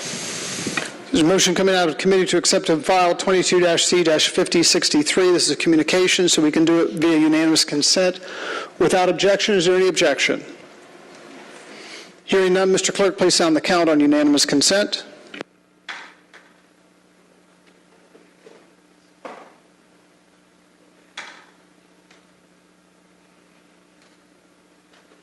Unanimous consent of members present is 15 yeas, 0 nays. 15 yeas, 0 nays. The motion to accept and file is adopted. Please proceed. And we have two resolutions before us today. The first is 22R 3434, item number 2 on page 65, a resolution by Transportation Committee authorizing the mayor or his designee to execute an agreement for contract RFP 1220072 landscape maintenance and debris control at Hartsfield-Jackson Atlanta International Airport with Ed Castro Landscape, Inc. on behalf of the Department of Aviation for 3 years in an amount not to exceed $2,988,000. All services will be charged to and paid from the fund, department, organization, and account numbers listed herein and for other purposes. This item came out of committee with 6 votes in favor, 1 abstention. There has been significant conversation around the procurement of this item, including the number of bidders that were disqualified. My sense is that this item should be referred back to committee for further discussion amongst the committee and with aviation and procurement, so I will move to refer this paper back to the Transportation Committee. There's a motion to refer 22-R-3434. Is there a second? Seconded by Ms. Bakhtiari. Is there discussion on the motion to refer? Hearing none, we'll move to a vote on the motion to refer. Mr. Clerk, please open the vote. The vote is open. Will everyone please vote?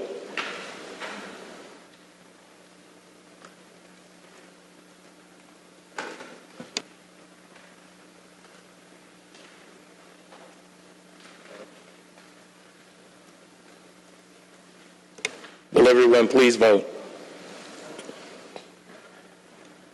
The vote is now closed. 15 yeas, 0 nays. 15 yeas, 0 nays. The motion to refer is adopted. Chair Farokhi. Thank you. The final item is item number 3 on page 65, 22R 3436, a resolution by the Transportation Committee authorizing the mayor or his designee to accept a lessee's name change from Signature Flight Support Corporation to Signature Flight Support LLC and to execute the appropriate documents for said name change, consenting to a sublease between Signature Flight Support LLC and the Private Suite ATL LLC in accordance with a City of Atlanta lease, authorizing the mayor or his designee to execute the appropriate documents evidencing the city's consent to sublease and for other purposes. This item was moved out of committee favorable on condition, that condition being satisfied, and so I would move to approve. There's a move to adopt coming out of committee. Ms. Bakhtiari is seconded, even though I don't think it needs one. 22-R-3436, there's a motion to adopt. Is there any discussion on the motion? Mr. Lewis. To Councilmember Alex Vaughn, I just want to know, is this sufficient? Thank you. Yeah, I just looked at the document, and it does meet. It's an official state of Georgia document that documents the name change, so yes. Other discussion? Seeing none, we'll move to a vote on the motion to adopt 22-R-3436. Mr. Clerk, please open the vote. The vote is open.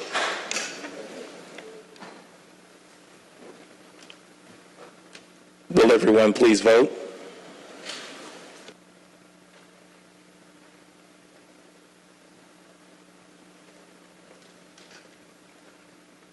Please vote. The vote is now closed. 15 yeas, 0 nays. 15 yeas, 0 nays. The motion to adopt passes. Chair Farokhi. No further items. Thank you. We'll now move to the Finance Exec Committee. Chair Wan.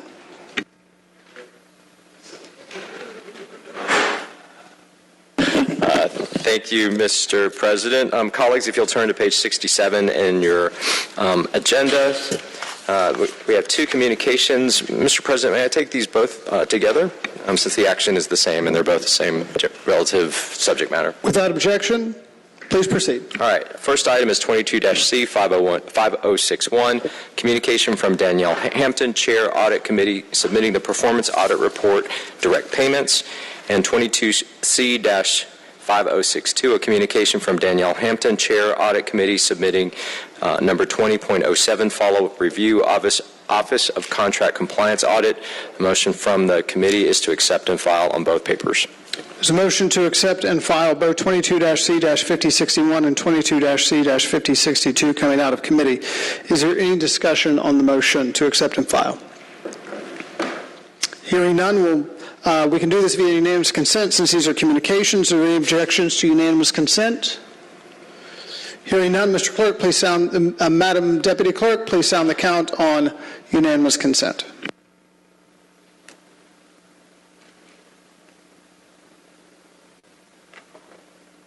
Fifteen yeas, 0 nays. 15 yeas, 0 nays. The motion to accept and file is approved. Mr. President, I have no other legislative items, but I do have an announcement. Colleagues, this fiscal year 2023 budget hearings will begin on Thursday, May 2nd, so this Thursday at 1 p.m. with the fiscal condition of the city, and will continue on Friday, May 3rd at 10 a.m. with the unions, customer service, and enterprise asset management. They will take place in this chamber. Especially for the first-year council members, this will be your first budget season. I just want to ask your cooperation. I do run a pretty tight ship and schedule when it comes to budget hearings. This is largely because of the time frame that we're under, having a deadline of having to adopt a budget by the end of June, but we're working towards a June 21st adoption so that we can get all of the changes into the system and ready to go for business on July 1. This is also further compressed by the fact that we have an off week the last week of May. So with that, the hearings are scheduled back to back, and I would ask that while we're in here, because of the time constraints, that we focus our conversation on policy and citywide operations within that budget department of purview, and that we resist the temptation to dive too deeply into district-specific projects. Don't want to open the can of worms where once someone goes, then all the other 11 districts want to talk about projects in their district as well. You'll have an opportunity, hopefully, just to talk to the department head either before or after the meeting. And then more importantly, in terms of amendments, I would ask that you please coordinate with Mr. Theo Pace with the administration if you have any thoughts or requests, that you socialize those amongst your colleagues before the final day, because otherwise that process will extend our time here. And then finally, just a reminder, if you do have an amendment that has any financial repercussions, that you either need to find a new revenue source or an offsetting expense or budget reduction in another department as part of that process. So we'll see everybody in here Thursday at 1 p.m. So thank you, Mr. President. That's all I have. Thank you, Chair One. That being our final standing committee report, we'll now move to personal papers for immediate consideration. I believe that, Mr. Bond, you have 2 papers for immediate consideration.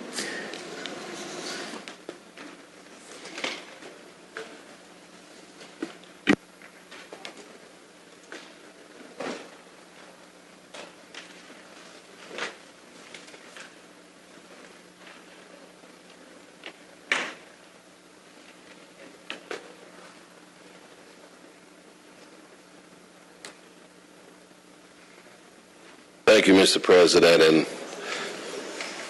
both of these, particularly the first one, I'd like to ask all members of council to sign on to. I know Mr. Faroki will, but it's open to everyone because it calls for a celebration for our city. A resolution by Council members Michael Julian Bond and Mayor Faroki and Atlanta City Council et al. A resolution to acknowledge, recognize, and congratulate Morris Brown College, President Kevin James, and the entire faculty and student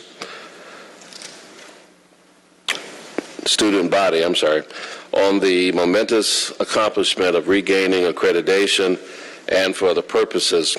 Whereas Morris Brown College, a 140-year-old private, historically black institution founded by former enslaved religious leaders at Big Bethel AME Church in 1881, and whereas Marsh Brown, a liberal arts college, is the first college in Georgia to be owned and operated by African Americans, and whereas in 2002, the Southern Association of Colleges and Schools withdrew the school's accreditation due to financial debts incurred by the management, and whereas the lack of accreditation to Marsh Brown College students not receiving their federal loans and led to a steep drop in enrollment over the years. The school's enrollment went from a peak of 2,700 to less than 50 students in 2019.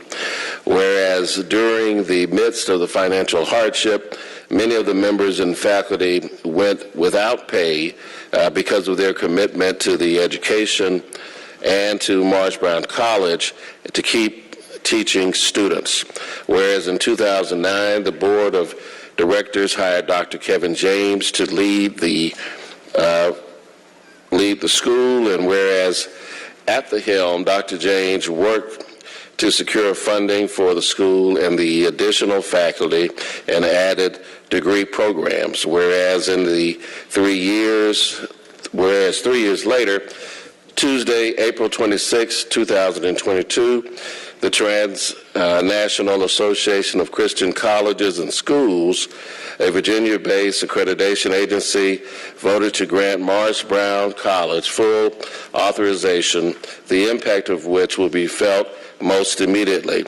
Whereas after 20 years, Marsh Brown received its accreditation, becoming the first HBCU in the country to regain this status after such a long period of time. Whereas the students can now receive federal funding for attending the school and will graduate with accredited degrees once again. And whereas through the fundraising efforts of the new leadership, Marsh Brown College has been slowly restoring its former reputation, the reaccreditation, its culmination, the reaccreditation is the culmination of its labor. Now, therefore, Now, therefore, be it resolved that the City Council of Georgia, the City of Atlanta, that Marsh Brown College President Kevin James and the entire faculty and student body are hereby acknowledged, recognized, and congratulated in the momentous accomplishment of regaining accreditation. Be it further resolved that upon the passage of this resolution, the municipal clerk shall transmit an official copy of this resolution to Marsh Brown College, the president, and its board of trustees, and be it finally resolved that all resolutions and parts of resolutions in conflict herewith are hereby waived to the extent of the conflict. I'd like to move approval. A motion to approve by Mr. Bond. There's a second by Mr. Farokhi. I would just take a moment to ask for those that would like to add their names as co-signers. Could you verbally let us know, and we'll have a motion to adopt via unanimous consent. Winston. Waits. Mr. Winston, Councilmember Waits, Councilmember Overstreet, Councilmember Lewis, Councilmember Boone, Councilmember Westmoreland, Councilmember Hillis, Councilmember Norwood, Councilmember Shook, Councilmember Wan, Councilmember Bakhtiari, Councilmember Dozier, Councilmember Amos. I believe that is everyone. Unanimous consent. Is there any objection to all of those co-signers? Hearing none, Madam Deputy Clerk, please sound the count of unanimous consent for the motion to amend. That would be 15 yeas, 0 nays. 15 yeas, 0 nays. The paper is now amended with all the co-signers. Now we're back to the motion to adopt. Is there any discussion on the motion to adopt? Mr. Lewis. Yes, thank you. Thank you, Councilmember, for putting forth this bill. As a proud HBCU alum, I'm extremely happy to see them come back aboard with the strength that they've come back with, especially with such a dynamic leader like Brother James. My question to you is my question anytime somebody brings something for immediate consideration is what's the reason for immediate consideration for this? Mr. Bond? Well, the ask for immediate consideration is that this is all happening in real time within the week. And so I was unfortunately out of town during the culminating ceremonies. I know that I saw that our council president and Mr. Amos and Mr. Faroki, and I don't want to miss anybody else that might have been there, but on social media I saw that they were there in attendance, present to be there. And so we want to make sure that we are striking when the iron is hot and recognizing this real accomplishment of this historic institution in our city, to give them the acclaim and the pat on the back and the acknowledgement that they deserve, because as is written in the resolution, this is the oldest institution that was founded by African Americans really in the country, and the people who founded it were enslaved persons. The place where the college now resides is the hilltop for which General Sherman liberated Atlanta. It was the highest point in the city of Atlanta. It used to be called Diamond Hill. And from there, of course, that was a part of Atlanta University. W.B. Du Bois had a phrase called uplift the race. I support this. Thank you. I move if I can. I'll be the mover. Already been moved. Any other discussion on this resolution, the motion to adopt? Hearing none, we'll move to a vote on the motion to adopt this resolution.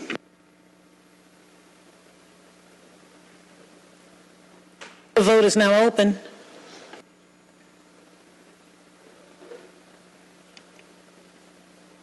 Will everyone please vote?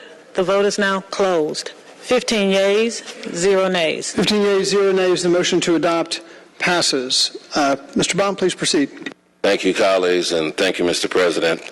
The next is a resolution by Councilmember Michael Julian Bond, a resolution to express the City of Atlanta's effort for the annual Family Fun Day scheduled for Saturday, May the 7th, due to the unique public safety considerations thereof and for other purposes, whereas the Family Fun Day is an annual event scheduled to bring the City of Atlanta families together to enjoy a day filled with fun and games, whereas the event is inclusive of storytelling, face painting, yoga, line dancing, as well as live appearances from special guests and free lunches, whereas the Family Fun Day organized to encourage healthy living for families throughout the city and will provide screenings for COVID-19 testing and free vaccinations, whereas hundreds of families from around the city are expected to participate in the event, which will be held on Saturday, May 7th, from 10 a.m. to 2 p.m. at the Oak Hill Child, Family, and Adolescent Center. Whereas due to the unique public safety considerations, at such an event where many families and young children will be in attendance, it is the desire of the Atlanta City Council that the City of Atlanta support this event in accordance with the Atlanta Police Department, Contingency Operations Division, Standard Operations Procedures, through the provision of personnel and resources to the event to support security for the same event.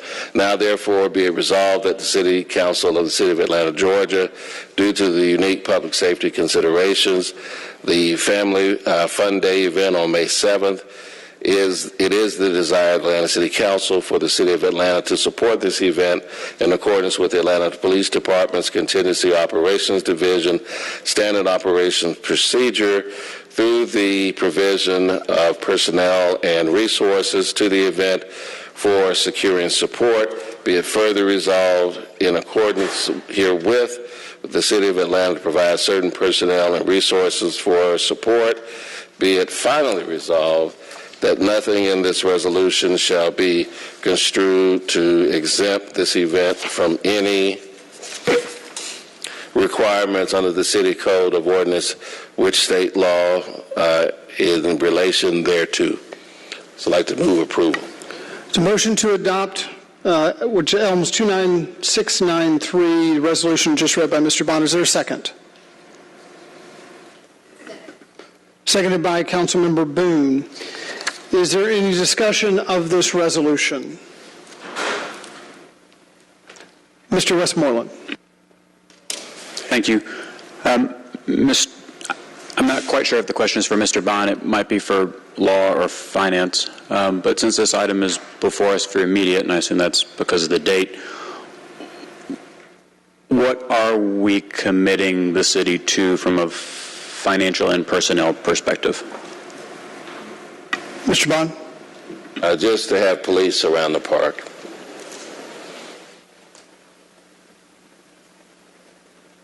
We're in partnership with Fulton County Commissioner Marvin Arrington's office, and this was our contribution to supporting the event. They are incurring all of the other costs, but it is my mistake that we did not do this 2 weeks ago. And so the event is Saturday, so we need to make sure we've got some police on site.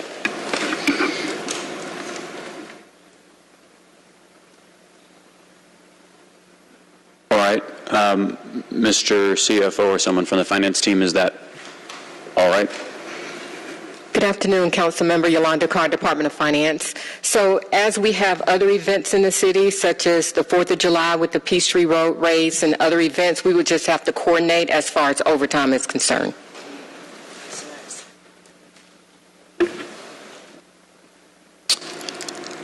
Madam City Attorney, any comments from you? The only distinction I would make, I don't think this is a city event. Is it city-sponsored event where we typically would do the coordination, but I understand there's a precedent for this through the Atlanta Police Department's SOPs. So I'm not sure whether someone is here from APD to affirm that they've consented to this, but I do understand there's a precedent. Well, it is a city event so far as that my office is co-sponsoring it. So this is the sponsorship that my office is bringing. In much the same way that we did the parade for Ambassador Young just in February. We passed an identical resolution to make sure that we had some police on site at the time. All right, I'm good, Mr. President. Thank you. Thank you, Mr. Westmoreland. Mr. Lewis? And my question again is, why are we pushing this up for immediate consideration? Because the event is Saturday, May the 7th.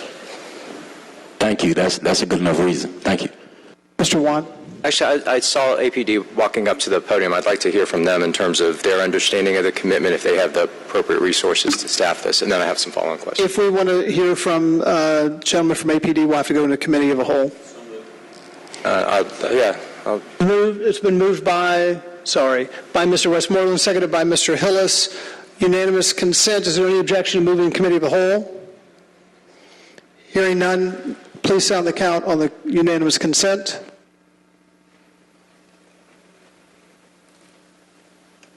$15 yeas, 0 nays. 15 yeas, 0 nays. The motion to move in the committee of the whole is adopted. We're in the committee of the whole now. If you're willing, would you like to step forward? Good afternoon, Council. So the Atlanta Police Department, through our strategic response section, will just need to certainly meet and figure out what that number is. We will certainly always look forward to supporting our city with our great events.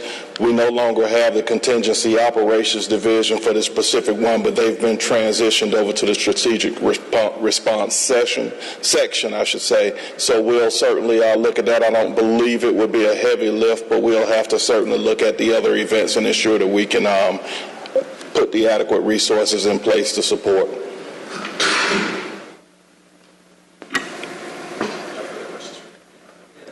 Yeah, so any other comments while we're in the committee of the whole? Mr. Hillis. Yep.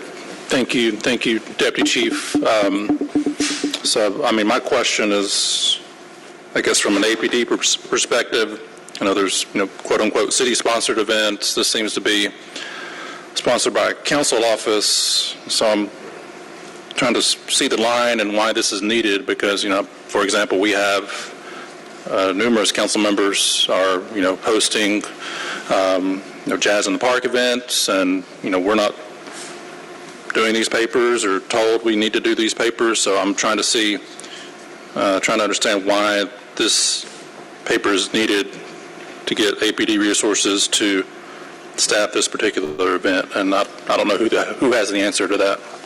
Right. So, and normally in most situations we would be doing it from an off-duty standpoint, but of course, with this body, whatever you all decide as far as how we would need to put resources in place, what we'll say is that we're constantly trying to ensure that we keep resources in areas where we know there are specific events going on, so that we can ensure the safety of our citizens, and that's for any day park activity going on at the parks. But that's where the Atlanta Police Department stands with this particular situation. Okay. So from what I'm hearing, even, with the passage, if this passes, as a resolution, as an ask of the council, like you don't know for sure if you can even fulfill this resource just because of your limited resources. We certainly are limited with what we have. I don't know right off the top for this body what events we have already scheduled for that weekend, but that would be an ask that we go back and look at that and ensure that we get the resources where we need to have them. Particularly, naturally we're looking at the violent crime issues and what we're trying to curtail for the weekends, but certainly we're willing to look at it and see where we are. All right, thank you, Deputy Chief Peak. Thank you. Councilmember Bakhtiari. I had a quick question for you. I'm sorry. Sure. So the estimation of costs, so you were mentioning that these would be off-duty officers. So I guess my question, it might be for you, it might be for finance, I'm not sure. My question is estimation of cost, and would this be us paying off-duty officers, or would this be going into mandated overtime? How would this end up working financially? It would basically be overtime if we're utilizing on-duty resources to cover those. It would be overtime. And so the other question is, based off the ask of the number of resources that we're utilizing for the specific event, we don't have that information at this particular point, so we would need to get with the organizer and really just see what's needed and what that ask is, so that we would be able to give you a legitimate number. Thank you. Sure. Any other comments or questions while we're in committee of the whole? So a motion by Mr. Wan to return to regular seconded by Mr. Hillis. We can do this via unanimous consent. Is there any objection to moving out of committee of the whole? Hearing none, please sound the count on unanimous consent of moving out of the committee of the whole.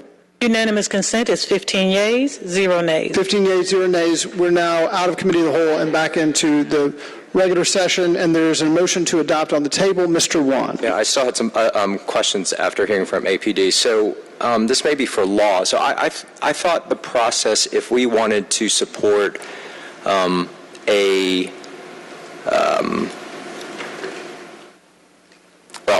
I take that back. So I have concerns about this being, number one, we have not quantified what the additional burden is going to be on APD, nor the financial ramifications of it. Number two, I think Mr. Bond had said this is an event that his council office wanted to sponsor and support, and I worry that if we start that precedent, that the other 14 of us would be interested in pursuing similar things without kind of going through, again, the financial ramifications and what the specific ask is of the city departments as well as of each other. And I also wonder if this is a Fulton County event, why Fulton County Police is not providing the security, much like if it were a City of Atlanta event, we would be obligated or inclined to do that ourselves. And so for these reasons, there's a lot of unreadiness on my part in terms of supporting this. While I see the value and merit of the program itself, I think those considerations create a sense of unreadiness for me. Well, if I could address that, Mr. President. Mr. Bond, go ahead. First of all, this is not setting a precedent because this procedure already exists in the SOPs of our Atlanta Police Department. So this isn't anything new that the city is doing. And as I reminded the body, and we did the same thing in February for the Andrew Young March through the city of Atlanta. This is a partnership between my office and the office of Commissioner Marvin Arrington. And, this is my part of what we negotiated that we would do to support the event. And, this is a relatively small facility, and I don't know if it might help people, but I'm willing to put in an amendment to say that if there are any overtime costs, it'll come from my budget, if that'll help people. But I will also instruct folks that when you do Jazz in the Park, when you do these types of events that many of us are going to be doing, there is a cost associated with having security there. But it's usually paid out of the funds that we contribute to host the event. And so if there's a question, I guess I'll do if we can accept a friendly amendment that would read, whereas if there are any overtime costs associated with the deployment of police at the park, then those costs will be covered by the Postman at Large office. And I'd like a second to that. There's a motion to amend. Is there a second? Seconded by Councilmember Boone. We will now be in discussion on the motion to amend. Yes. I would like to split Hold that. on, sorry, just a second. Mr. Boone. I would like to. Just a second. It needs to be in the operative section, so I guess we would need a new section 3, and then section 3 would then become section 4. Madam Deputy Clerk, is that clear? Could you just restate that, Mr. Bond? Yeah, that it would need to be in section 3, and then section 3 would become section 4.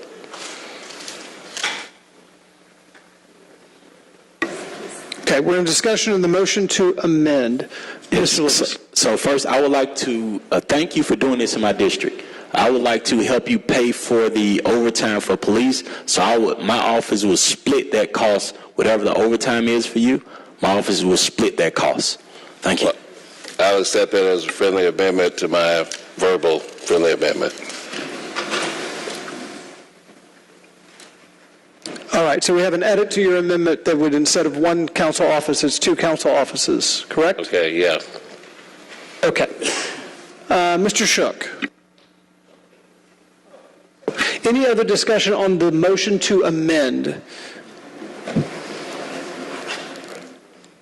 Hearing none, we'll move to a vote on the motion to amend. I will do this via unanimous consent because it's just the motion to amend. Okay. Before we take that, we need to get that in. We need to get the exact language in writing. So give us just one moment.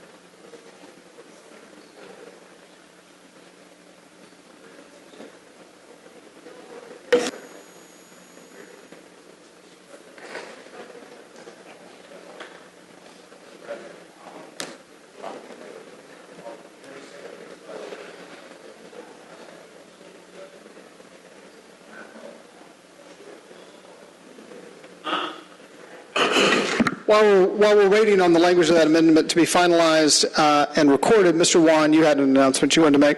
Yeah, thank you, Mr. President. Colleagues, I understand from the Finance Department that the FY 2023 budget books are now in the reception office over in our office. So hopefully either they're distributing it to our staff, or if you want to stop by and pick that up on your way back, they are ready to go. So. Thank you, Mr. Wan.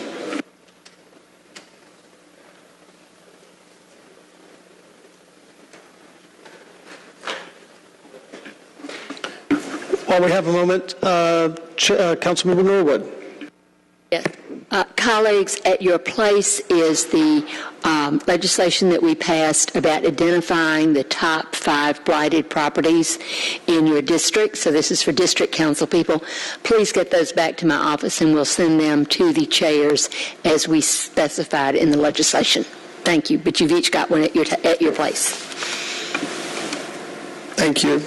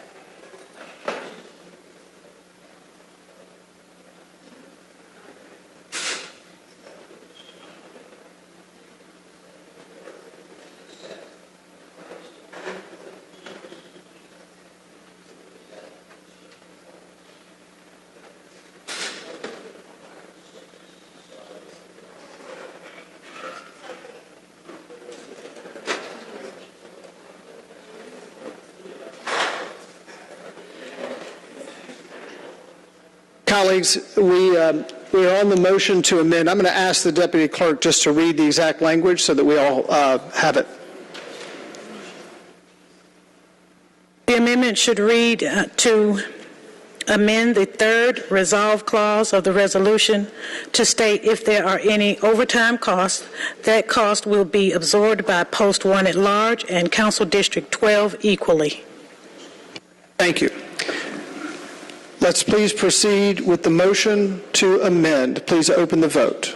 We're actually not going to do this via unanimous consent. I'd like to go ahead and do a vote. Please open the vote on the motion to amend. The vote is open.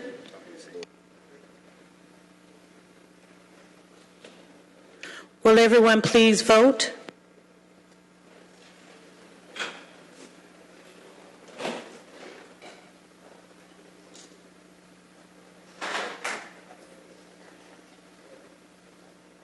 Would everyone please vote?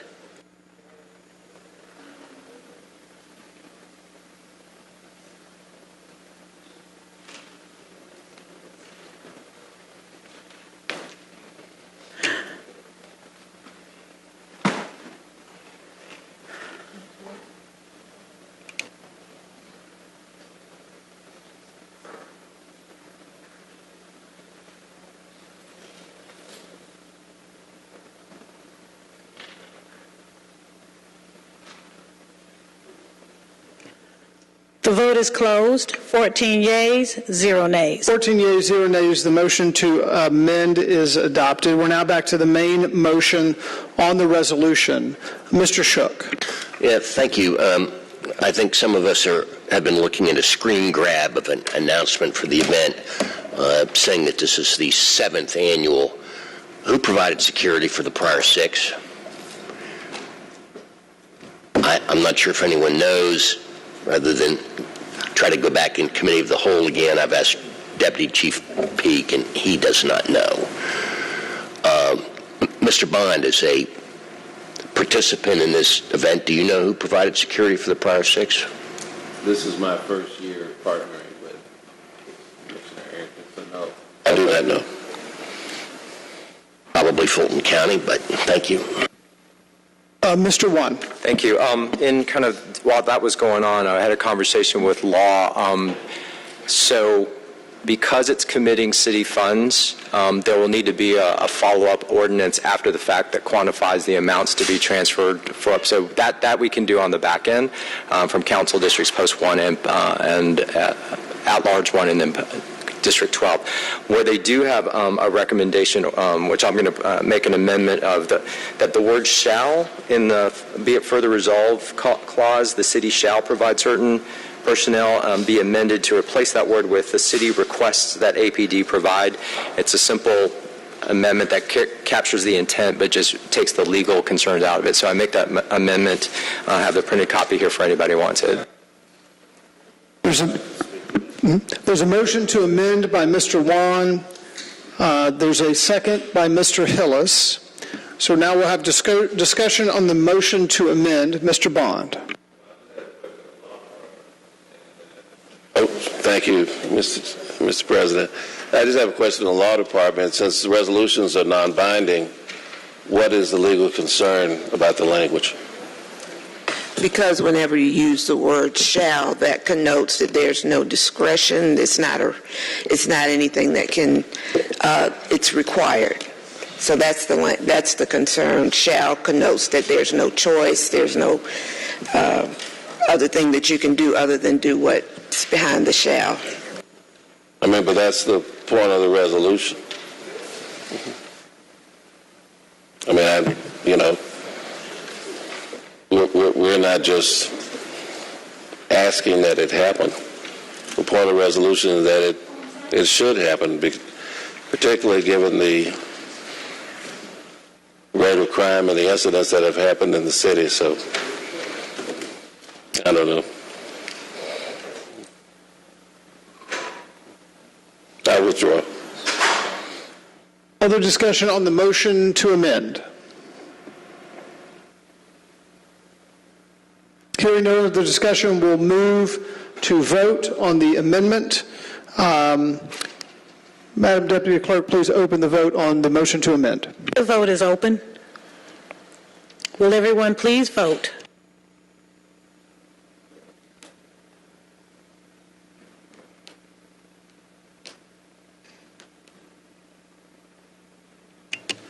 Will everyone please vote?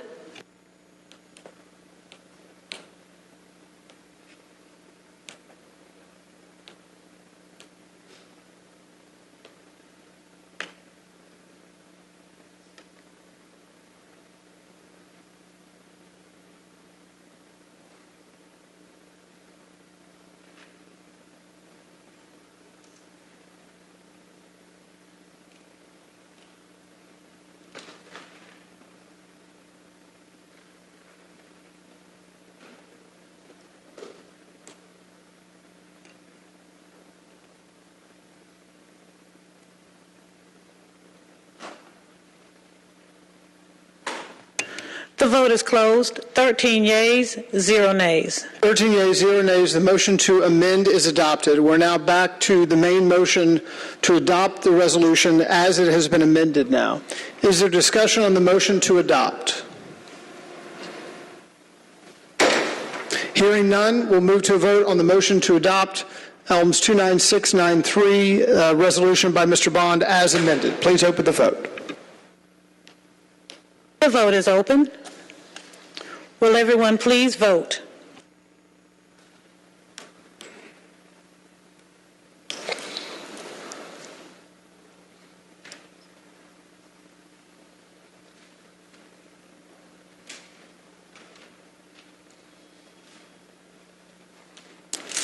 The vote is closed. 13 yeas, 0 nays.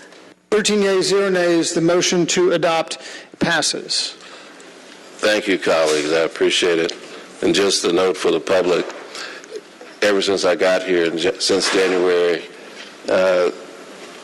1994, it has always amazed me how the City Council will pass legislation with billions, millions of dollars of financial impact with almost no discussion.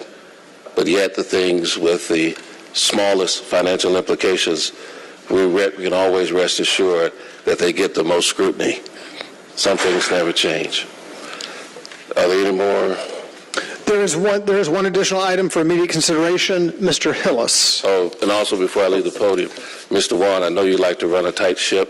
When you were giving out the dates, you gave the wrong days. You mentioned Wednesday and Thursday, and the 3rd is tomorrow. So you may want to make those announcements again.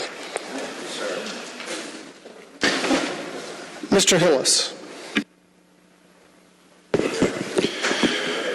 Thank you, Mr. President. This is Elms ID 29695, a resolution by Councilmember Dustin Hillis authorizing the settlement of all claims against the City of Atlanta in the case of Noel Hall and Christina Hall versus the City of Atlanta et al. Civil action filed, number listed, United States District Court for the Northern District of Georgia in the amount of $999,000.00, authorizing said amount to be paid from funds listed, authorizing the Chief Financial Officer to distribute the total settlement amount and for other purposes, whereas plaintiffs Noel Hall and Christina Hall have filed a lawsuit, Noel Hall and Christina Hall versus City of Atlanta, a municipal corporation of the state of Georgia, George N. Turner in his individual capacity as former Chief of Police of the City of Atlanta Police Department, and Matthew Cadeau in his individual capacity as a former police officer of the City of Atlanta Police Department, alleging that on February 25, 2017, after attending an event at the Georgia Dome, plaintiff Noel Hall was shot by an APD officer while attempting to drive through a restricted area. And whereas the city attorney has done an extensive review of the facts and the law and has determined that the City of Atlanta's potential financial exposure in defending plaintiffs' claims is in excess of the settlement amount, and whereas plaintiffs have agreed to accept $999,000.00 in full settlement of all claims against the City of Atlanta and George N. Turner, and whereas the city attorney considers it to be in the best interest of the city to settle all claims against the City of Atlanta and George N. Turner, the Council of the City of Atlanta, Georgia hereby resolves as follows. Section 1, the city attorney is hereby authorized to negotiate, settle, and execute all settlement documents in the case of Noel Hall and Christina Hall versus City of Atlanta, Georgia et al., United States District Court for the Northern District of Georgia, civil action file number listed in the amount of $999,000.00. Section 2, the Chief Financial Officer is authorized to pay the amount of $999,000.00 to Noel Hall and Christina Hall. Said payment is to be charged, paid, and issued from fund numbers listed and made payable to Noel Hall and Christina Hall and the Cochran Firm Atlanta as counsel at the address listed. Such payment shall be in full consideration of the dismissal of all claims against the City of Atlanta and George N. Turner. And I would make a motion to enter into executive session to discuss this case, and we'll defer to the city attorney as stating the reason for the executive session. There's been a motion by Mr. Hillis to move into executive session. There's been a second by Mr. Westmoreland. Is there any discussion on the motion to move into executive session? Here. City attorney should comment on why. Oh, city attorney, would you like to comment on why, please? Pending litigation. Pending litigation. Any of the discussion? Seeing none. We'll do this via unanimous consent without objection. Is there any objection to moving into executive session? Hearing none, Madam Deputy Clerk, please sound the count of unanimous consent.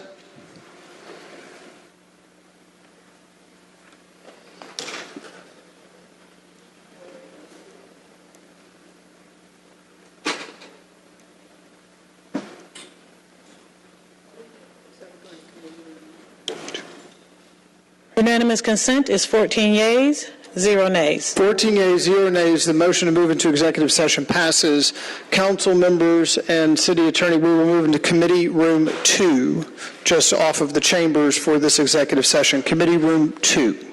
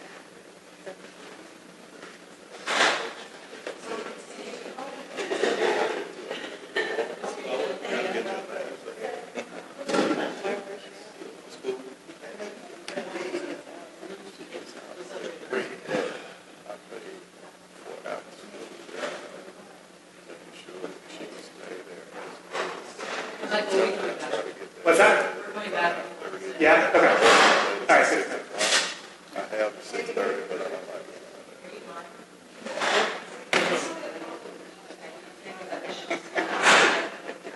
She told me that once or twice. I'm usually there to give.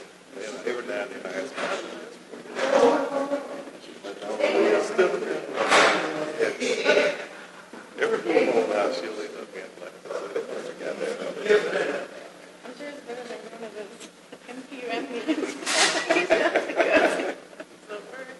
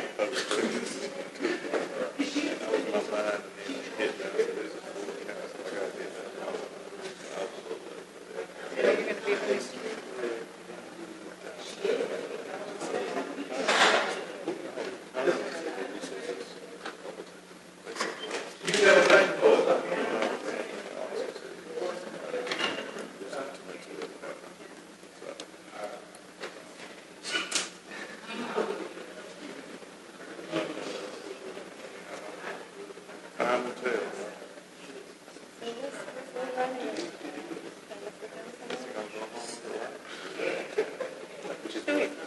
Thank you so much for calling me back yesterday. You did call me But back. I did. I Thank walked you. out. Absolutely. Any update or? They were, nothing really, there was no real updates on it. They still trying to, really truly just determine it appears as though it's not related to a previous incident. So they had another incident last time. They appear to be unrelated, but. Did someone die? Did someone die? It's so much, it's like every week it's like 4. Just every week. Yeah, we're looking at the Cleveland Avenue corridor. But what's the irony is, out of all of the incidents that have taken place, none of them are related. Yeah. So there are just, we've got a lot of people that are just making some extremely poor decisions. Now, council members going to read in the paper that it's going to the gas stations integrated with us. Talk to you more about it.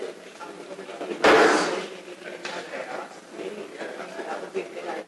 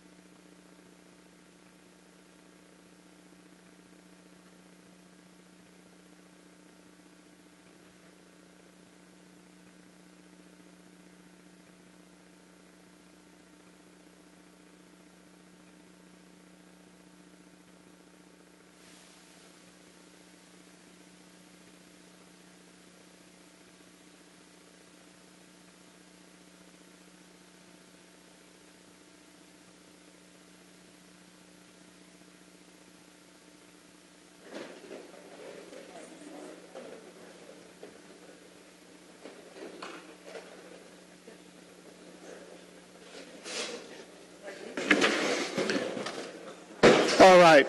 I would entertain a motion to exit executive session. So moved. It's moved by Mr. Hillis, seconded by Mr. Wan. Is there any discussion on the motion to exit the executive session? Without objection, we'll move this via unanimous consent. Is there any objection? Please sound the count on unanimous consent of exiting the executive session. Fifteen yeas, 0 nays. 15 yeas, 0 nays. The motion to exit the executive session passes. So we are now back in regular proceedings. Mr. Hillis. I will make a motion to approve. There's a motion to approve. It's been seconded. Sorry, I didn't see who's by Mr. Wan. Is there any discussion on the motion to approve? Read the ELMS again, please. ELMS is 29695. 29695. Is there any discussion on the motion to adopt? Hearing none, we'll move to a vote. Please open the vote on the motion. The vote is now open. Will everyone please vote?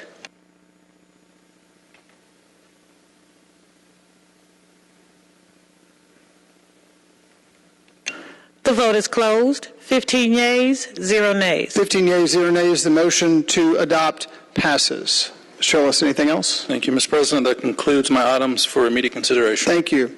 Are there any other items for immediate consideration? Hearing none, we will move to personal papers and items to be referred. I'm going to go down the dais today. We do it differently every day. Mr. Winston has been last a couple of times, so I'm going to start with Mr. Winston.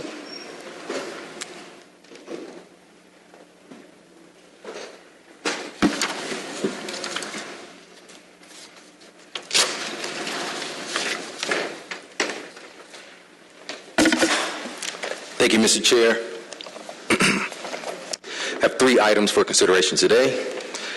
ELMS 29661, an ordinance by Councilmember Jason Winston, an ordinance authorizing the mayor or his designee to make the intersections of Cherokee Avenue at Orleans Street and Grant Park Place and Bass Street always stop control intersections, to authorize the Atlanta Department of Transportation to install stop signs at the intersections and for other purposes. ELMS 29661 will be referred to the Transportation Committee. ELMS 29663, an ordinance by Councilmember Jason Winston, an ordinance authorizing the mayor or his designee to make the intersection of Glenwood Avenue Southeast and Cameron Street Southeast an always stop control intersection, to authorize the Atlanta Department of Transportation to install stop signs at the intersection and for other purposes. ELMS 29663 will be referred to the Transportation Committee. ELMS 29666, an ordinance by Councilmember Jason Winston, an ordinance authorizing the mayor or his designee to make the intersection of United Avenue Southeast and Atlanta Avenue Southeast an always stop controlled intersection, to authorize the Atlanta Department of Transportation to install stop signs at the intersection and for other purposes. This intersection is also known as Atlanta United, and in honor of Mr. Eversole, we ready, as the neighbors would say on that intersection. So thank you.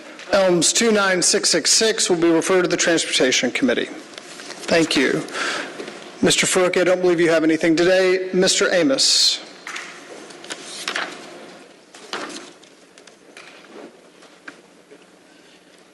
Thank you, Mr. Chair. Only have one. This will be ELMS number 29696, a resolution by Councilmember Byron Amos. A resolution requesting the Fulton County Tax Commissioner to no longer sell City of Atlanta solid waste service fees for residents 55 years of age or older and for other purposes. This will be referred to the Utilities Committee and the Finance Committee, dual referral.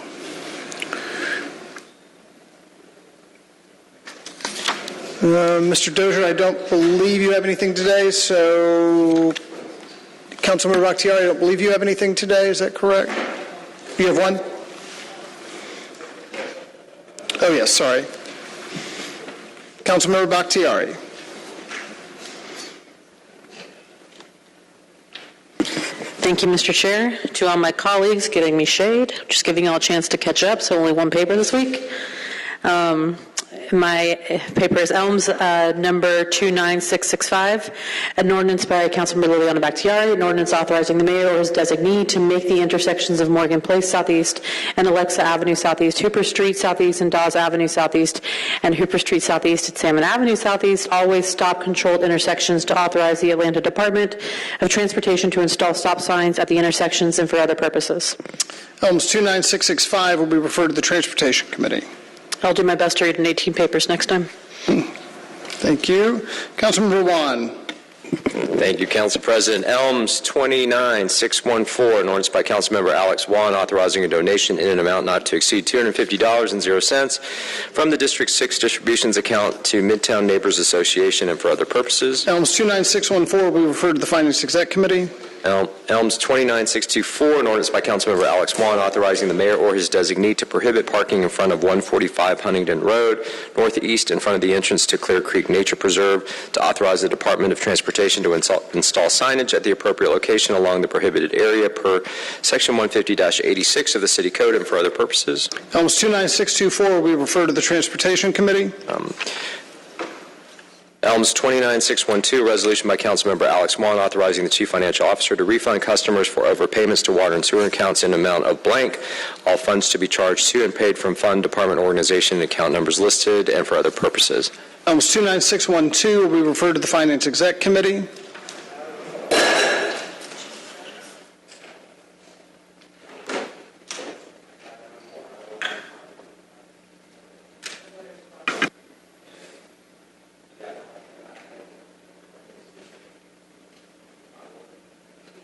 Okay. We'll skip over Mr. Juan for the moment. Go to Councilmember Shook. Thank you. First is Elms, number 29588, ordinance by Shook amending the city charter as indicated here to provide for subsequent reviews of the implementation of the audit report recommendations. Elms 29588 will be referred to Finance Exec Committee. Next is 29613, ordinance by Shook authorizing transfer of $25,000 from the District 7 carry forward account to the District 7 salaries permanent part-time account. Elms 29613 will be referred to the Finance Exec Committee. And my last one's a bond paper. It has no ID, no Elms number. It's an ordinance by Shook supplementing the restated and amended master bond ordinance of the City of Atlanta, adopted on the date indicated as previously supplemented, providing for the issuance of the City of Atlanta of its airport senior lien bonds and hybrid PFC bonds, an aggregate principal amount not to exceed $735 million, comprised of its City of Atlanta airport passenger facility charge and subordinate lien general revenue forward delivery refunding bond, series of which is indicated, City of Atlanta airport passenger facility charge and subordinate lien general revenue forward delivery refunding bond, series of which is indicated, City of Atlanta airport general revenue forward delivery refunding bond, series of which is also indicated, in City of Atlanta airport general revenue forward delivery refunding bond, series of which is also indicated.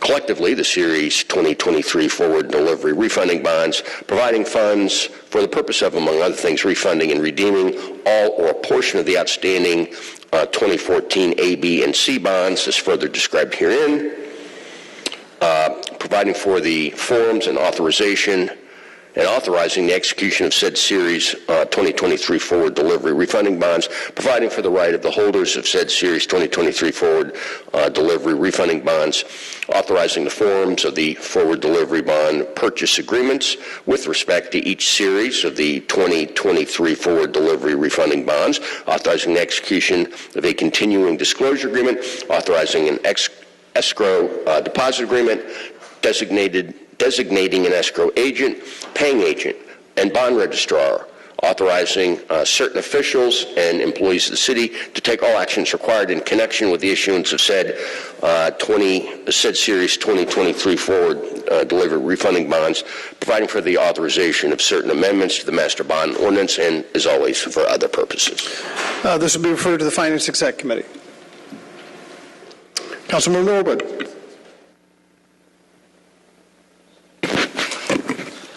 Elms ID 29623, an ordinance by Councilmember Mary Norwood authorizing the mayor or his designee to make the intersection of Westover Drive and Brookdale Drive Northwest an all-way controlled intersection, to authorize the Atlanta Department of Transportation to install stop signs at the intersection and for other purposes.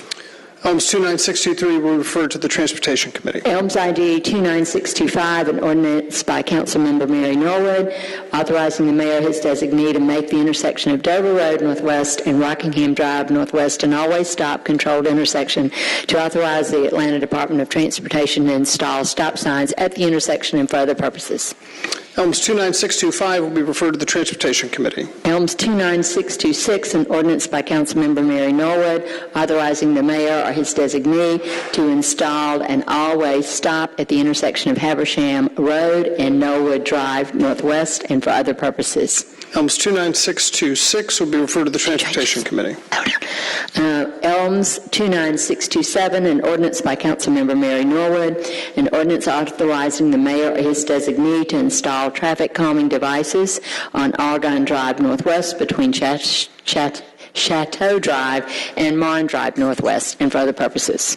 Elms 29627 will be referred to the Transportation Committee. Elms 29629, an ordinance by Councilmember Mary Norwood authorizing the mayor or his designee to install traffic calming devices on Mornington Drive Northwest between the west end of Rockingham Drive Northwest and Rodenhaven Drive Northwest and for other purposes.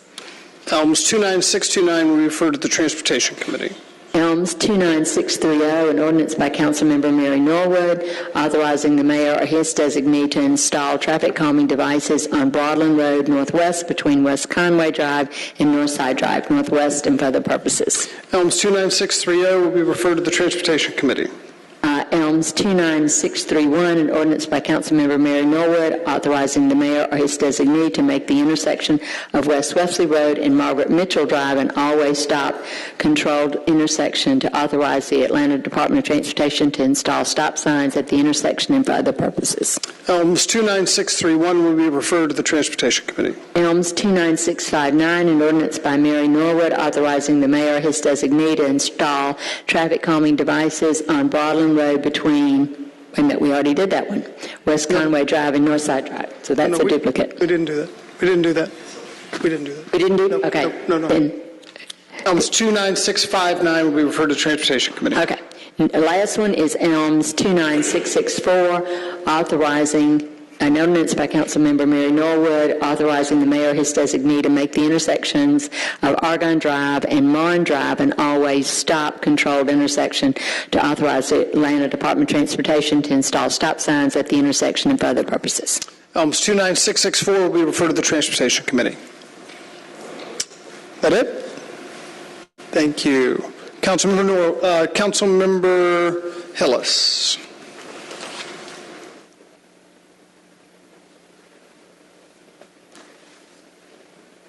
Thank you, Mr. President. I have one paper, Elms ID 29687.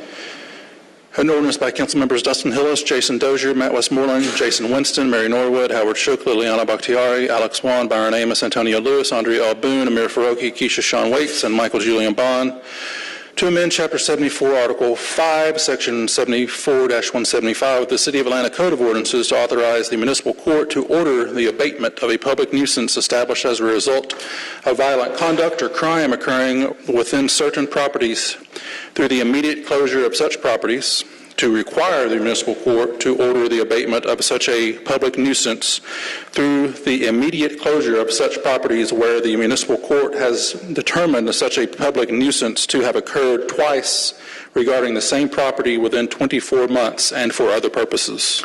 Elms 29687 will be referred to the Public Safety Committee. Thank you. That completes my items. Thank you. Councilmember Boone. Thank you, Mr. President. First item, Elms number 29670,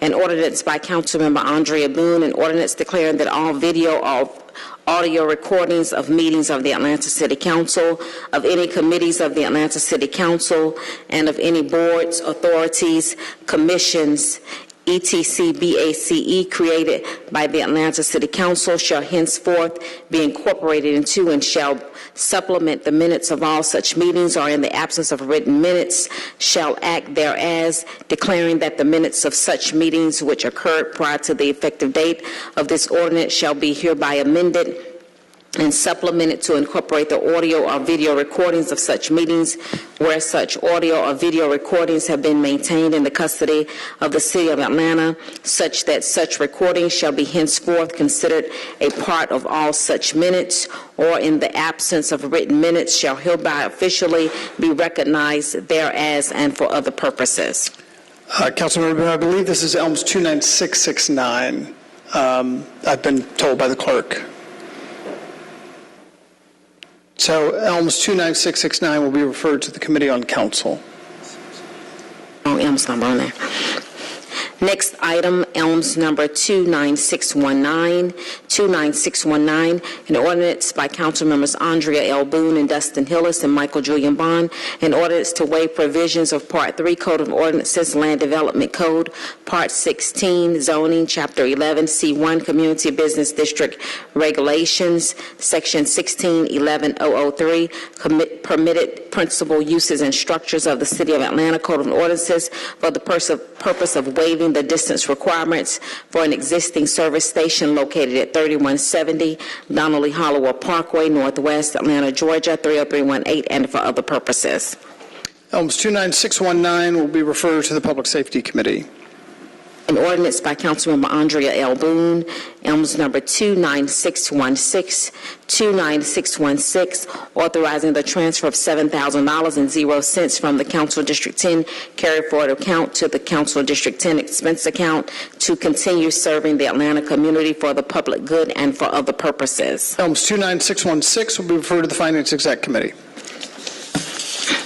Next item, Elms number 29692, 29692, an ordinance by Council Members Andrea Boone, Marcy Collier Overstreet, Jason Winston, Mary Norwood, Byron Amos, Matt Westmoreland, Keisha Waits, Antonio Lewis, Michael Julian Bond, Councilmember Mary Norwood, an ordinance to amend the City of Atlanta Code of Ordinances, Article 3, Interim Procedures, Appendix E, Atlanta Housing Code of 1987, Section 31, MRIN Review Board, to modify the manner in which the members of the MRIN Review Board are appointed, to provide that the composition of the board shall include members that are appointed by the Atlanta City Council and for other purposes. Elms 29692 will be referred to the Public Safety Committee. Thank you, Mr. President. Thank you. Councilmember Overstreet.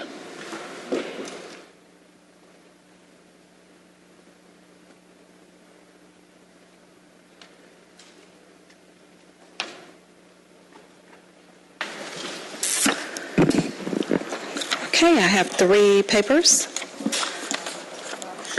The first is Elms number 29683, an ordinance by Councilmember Marcy Collier Overstreet to waive the provisions of the City of Atlanta Code, Section 101.8 of Land Development Code regarding electric vehicle parking stations as they apply to the property at 2944 Landrum Drive, Southwest Atlanta, and for other purposes. Elms 29683 will be referred to the Community Development and Human Services Committee. Thank you. This one is Elms ID number 29667, an ordinance by Councilmember Marcy Collier Overstreet, an ordinance authorizing the mayor or his designee to enter into an asset purchase agreement and a lighting services agreement with Georgia Power Company on behalf of the Atlanta Department of Transportation for a term of 1 year with 9 one-year renewal options, authorizing the city to accept $2 million and 0 cents in the form of bill credit from Georgia Power Company, waiving contracted payments to be, waiving Section 2-1205 of the City of Atlanta Code of Ordinances, with all contracted payments to be charged to and paid from the fund, department, organization, and account numbers listed herein and for other purposes. Elms 29667 will be referred to the Transportation Committee. Okay, and Elms ID number 29694, a resolution by Marcy Collier Overstreet, a resolution authorizing the mayor or his designee to apply for fiscal year 2022 U.S. Department of Transportation Multimodal Project Discretionary Grant Opportunity. Discretionary grant in an amount not to exceed $180 million and 0 cents for the construction of the Campbellton Road Corridor Transit Project and for other purposes. Items 29694 will be referred to the Transportation Committee. Thank you. Thank you. Councilmember Lewis.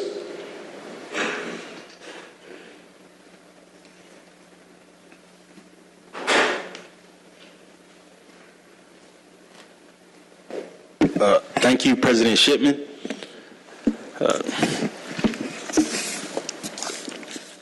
Elms ID 29607, an ordinance to open the city's 12 outdoor swimming pools at no charge to children aged 10 and under during all operating hours for the period of June 1st, 2022 through September 7th, 2022, provided that they read for 30 minutes by waiving the provisions of Section 110-3F4 of the Code of Ordinance and for other purposes. 29607 will be referred to the Community Development Committee. Elms 29609, a resolution to request the Department of Finance and Department of Parks and Recreation to examine the feasibility of utilizing funding from the American Rescue Plan Act to provide free summer camp for City of Atlanta youth and for other purposes. Elms 29609 will be referred to the Community Development Committee. Elms 29618, a resolution by Councilmember Antonio Lewis. A resolution by Councilmember Antonio Lewis to request the Department of Human Resources provide a report listing the employees within the Department of Public Works, Department of Watershed Management, and the Department of Parks and Recreation who are eligible to receive premium pay as authorized pursuant to the Ordinance 210-0709 by employee classification and job title, and to include payroll verification that the premium pay was received by the employees and for other purposes. Elms 29618 will be referred to the Finance Exec Committee. Elms 29660, an ordinance authorizing the mayor or his designee to install stop traffic calming devices on Rockwell Street Southeast and for other purposes. Elms 29660 will be referred to the Transportation Committee. Elms 29662, an ordinance authorizing the mayor or his designee to install stop traffic calming devices on Ward Drive Southwest and Polar Rock Place Southwest and for other purposes. Elms 29662 will be referred to the Transportation Committee. Elms 29688, an ordinance by Councilmember Antonio Lewis, Matt Westmoreland, and Keisha Shawn Waits, authorizing a donation in the amount not to exceed $1,150.00 from various accounts to cause of Effect Fitness Incorporation to support their annual The Metropolitan 5K held on January 19th, 2022, and for other purposes. Elms 29688 will be referred to Finance Exec Committee.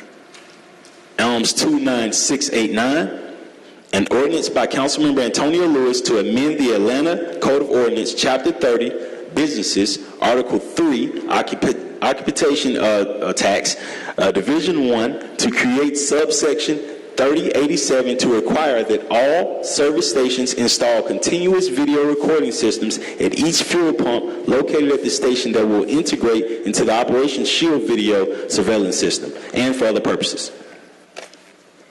Elms 29689 will be referred to the Public Safety Committee. Just one moment. There's been a request by Councilmember Boone to be added to the premium pay allocations as a and Overstreet as a... And Bond. Anybody else? And Mr. Bond and Ms. Waits. And Mr. Amos. Without objection, those names will be added. Thank you, President. Thank you. Mr. Bond.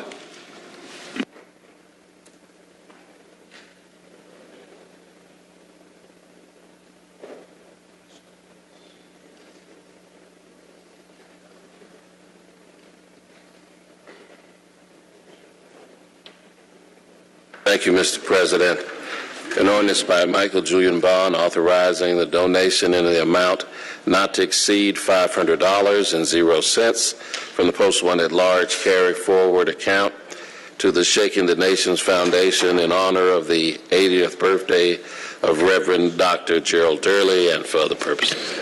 I believe that's Elms 29686 will be referred to the Finance Exec Committee.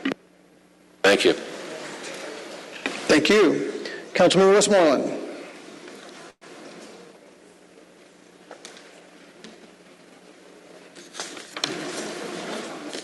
Thank you, Mr.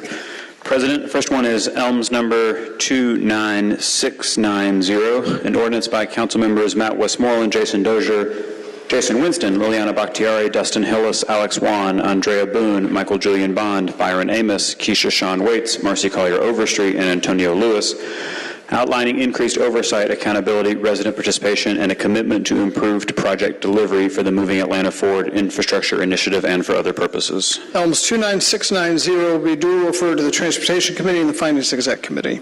Elms ID 29684, an ordinance by council members Matt Westmoreland, Andrea Boone, and Marcy Collier Overstreet, authorizing a donation in an amount not to exceed $5,000 from the Post 2 at Large Carry Forward account to Young Middle School to support the holistic wraparound services provided in the den and for other purposes. Elms 29684 will be referred to the Finance Exec Committee. 29682, an ordinance by councilmember Matt Westmoreland, authorizing a donation in an amount not to exceed $1,000 from the Post 2 at Large Carry Forward account to Vox ATL and for other purposes. Elms 29682 will be referred to the Finance Exec Committee. 29685, an ordinance by councilmember Matt Westmoreland, authorizing a donation in an amount not to exceed $250 from the Post 2 at Large Carry Forward account to South Atlantans for Neighborhood Development for the Ormwood Park Makers Festival and for other purposes. Elms 29685 will be referred to the Finance Exec Committee. Thank you. Thank you. Councilmember Waits.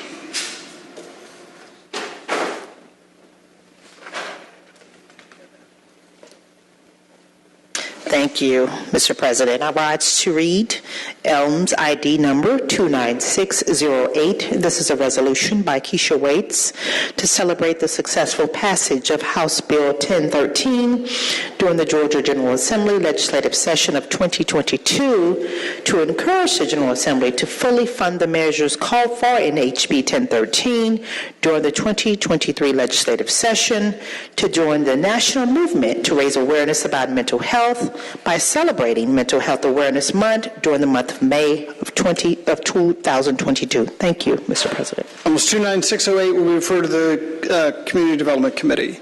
Mr. Wan. Thank you, Mr. President. So you're right, I did have two more. Elms ID 29615, an ordinance by Councilmember Alex Wan, authorizing a donation in an amount not to exceed $250.00 from the District 6 distribution account to Atlanta Legal Aid and for other purposes. Elms 29615 will be referred to the Finance Exec Committee.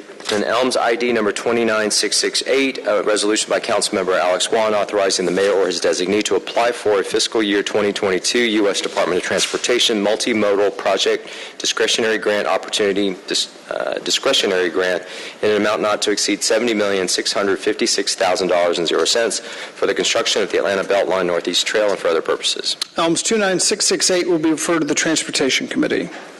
Any other items, colleagues?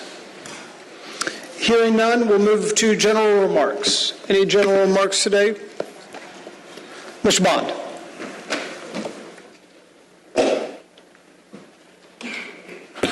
Thank you, Mr. President. Just some announcements of some events this week. On Saturday, May the 7th, there is the Friends and Family Day that will take place from 11 a.m. to 4 p.m. I'm sorry, the Jamboree. That will take place from 11 a.m. to 4 p.m. at the historic Washington Park. It's a free, family-oriented health and wellness festival in the park. There'll be play facilities for children, free fitness classes that are age-appropriate at different levels, and that is sponsored by the Washington Park Conservancy that we're lending some support to. Also on Saturday, as was mentioned here today, the 7th Annual Family Fun Day is Saturday, May the 7th from 10 to 2 p.m. at the Oak Hill Child, Family, and Adolescent Center at 2805 Metropolitan Parkway. We had a lot of discussion about that here today. There will be events for the families, friends, COVID-19 testing and vaccinations, etc. So it's open to the public in a partnership with Commissioner Marvin Arrington So we want to invite the public out to that down in beautiful District 12. But in the best council district in the city that I'm partial to, the Magnificent 3, District 3, on Saturday afternoon after you've gone by both health festivals and gotten checked out, you can come and cut loose at the historic Rodney Cook Park in Vine City for the first of the Jazz in the Neighborhood Community Festivals, sponsored by myself and Councilmember Amos, at 4 p.m. In Vine City at the Rodney Cook Peace Park at the corner of Vine and Boone Boulevard. The musical talent is the Anonymous, the band, and so we invite you all out to what is the most beautiful park in the city now, in the community. So we encourage folks to either walk, take MARTA, Uber, or Lyft to come to the park to hear some wonderful jazz. But prior to that, on Wednesday, the weekly HelloFresh Grab and Go will be at the Hosea Helps headquarters, also in District 12, at 2545 Forest Hills Drive. This week we're partnering with Fulton County Commission Chair Rob Pitts and State Senator Nan Orrock, and of course the Hosea Helps organization. Over 125,000 Atlantans, it was estimated, that was adversely affected economically by the pandemic. Atlanta is now the #2 city in the country for inflation. That includes groceries.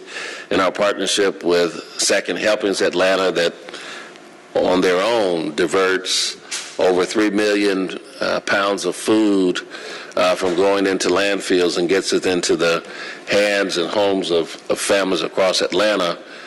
We've distributed now, I believe, over 2 million pounds of food since we began this effort with HelloFresh in August. We'll be there, and of course, in addition to the free HelloFresh meals, the average family gets enough food to feed a family of 4 or 2 meals. And of course, we adjust up if the family's larger. But they'll be eligible, since we'll be on location at Hosea Helps, to get even more food resources, to get even more donations. And of course, there's no shame in the game. There's no reason for anybody to go hungry in Atlanta while we have these resources. And of course, I've partnered with some of you on this, and when you see the people who pull up, you know, it's your neighbors, it's your folks, it's your family. It's not just people of lower so-called economic status. You know, there's no shame in the game. There's no prerequisite to get this help. So if you don't need it, please pass the word and tell someone else who might benefit, because you never know who might go hungry. The great Hosea Williams, former District 5 council member, say this as I close. When he began Hosea Helps, the story that was related to me by himself and Alley Pat is that he and Alley Pat were standing downtown on Peachtree Street near what is now Ralph McGill, and a man, they had some sandwiches, and a man asked for a sandwich. They gave the sandwich to the man. The man was starving so much that he not only ate the sandwich, but he ate the wax paper the sandwich was wrapped in. So, you know, hunger is real. Some of the folks feel invisible. If you need the help, if you need the resource, or you know someone who does, please send them. And that's, of course, Wednesday at 3 p.m. at the Hosea Helps location. Again, is 2545 Forest Hills Drive, right there off of Cleveland Avenue, down in District 12. And that closes my remarks for the Thank you, public. Mr. Bond. Councilmember Waits. Thank you so much. This morning, we took a moment to take a pause for silence for those that have passed on before us. But I wanted to specifically take another moment to recognize the music legend Naomi Judd. And the reason why I held this was because this is Mental Health Month, and her daughters indicated specifically that her loss was tied to the disease of mental illness, and so her children are on record with this information. So I thought it was fitting to recognize her during the month of May in the life and legacy of music legend Naomi Judd. Thank you. Thank you. Councilmember Lewis. We first want to say thank you to everyone who came to our first town hall. We had 101 people that showed up in person, and online we had 125 people online. And so I want to say thank you to the folks that came to the first District 12 town hall of the year. Another thing I want to say is we have our first annual Jazz Fest, May 14th at Perkins Park. I'm excited that we brought the Jazz Fest to District 12, and I'm excited to keep it in District 12 every year. So that's a new thing that we're going to have right there at Perkins Park. And lastly, but most important, I want to say happy anniversary to my wife. I know she's watching right now. Happy anniversary, man. Happy wife. Thank you. Happy anniversary from all of us. Councilmember Amos. Yes, Mr. President, I think all of us know this weekend is Mother's Day, so I just want to say to all the mothers within the sound of my voice and in the room as well, happy Mother's Day, and to everyone listening and to everyone that will pass it on to their loved ones, happy Mother's Day, pre-Mother's Day, that is. Thank you. Councilmember Bakhtiari. And happy Mother's Day to all those who don't have a mom or have very untraditional families. Any other remarks? Hearing none, I'd ask for the adjourning roll call. Madam Deputy Clerk. Council President Shipman. Present. Council members at large Bond. Here. Westmoreland. Here. Waits. Present. Council members Winston. Here. Faroki. Here. Amos. Here. Dozier. Present. Bakhtiari. Here. Juan. Shook. Norwood. Hillis. Boone. Overstreet. And Lewis. I entertain a motion to adjourn. Moved by Hillis, seconded by Winston. Without objection, we stand adjourned.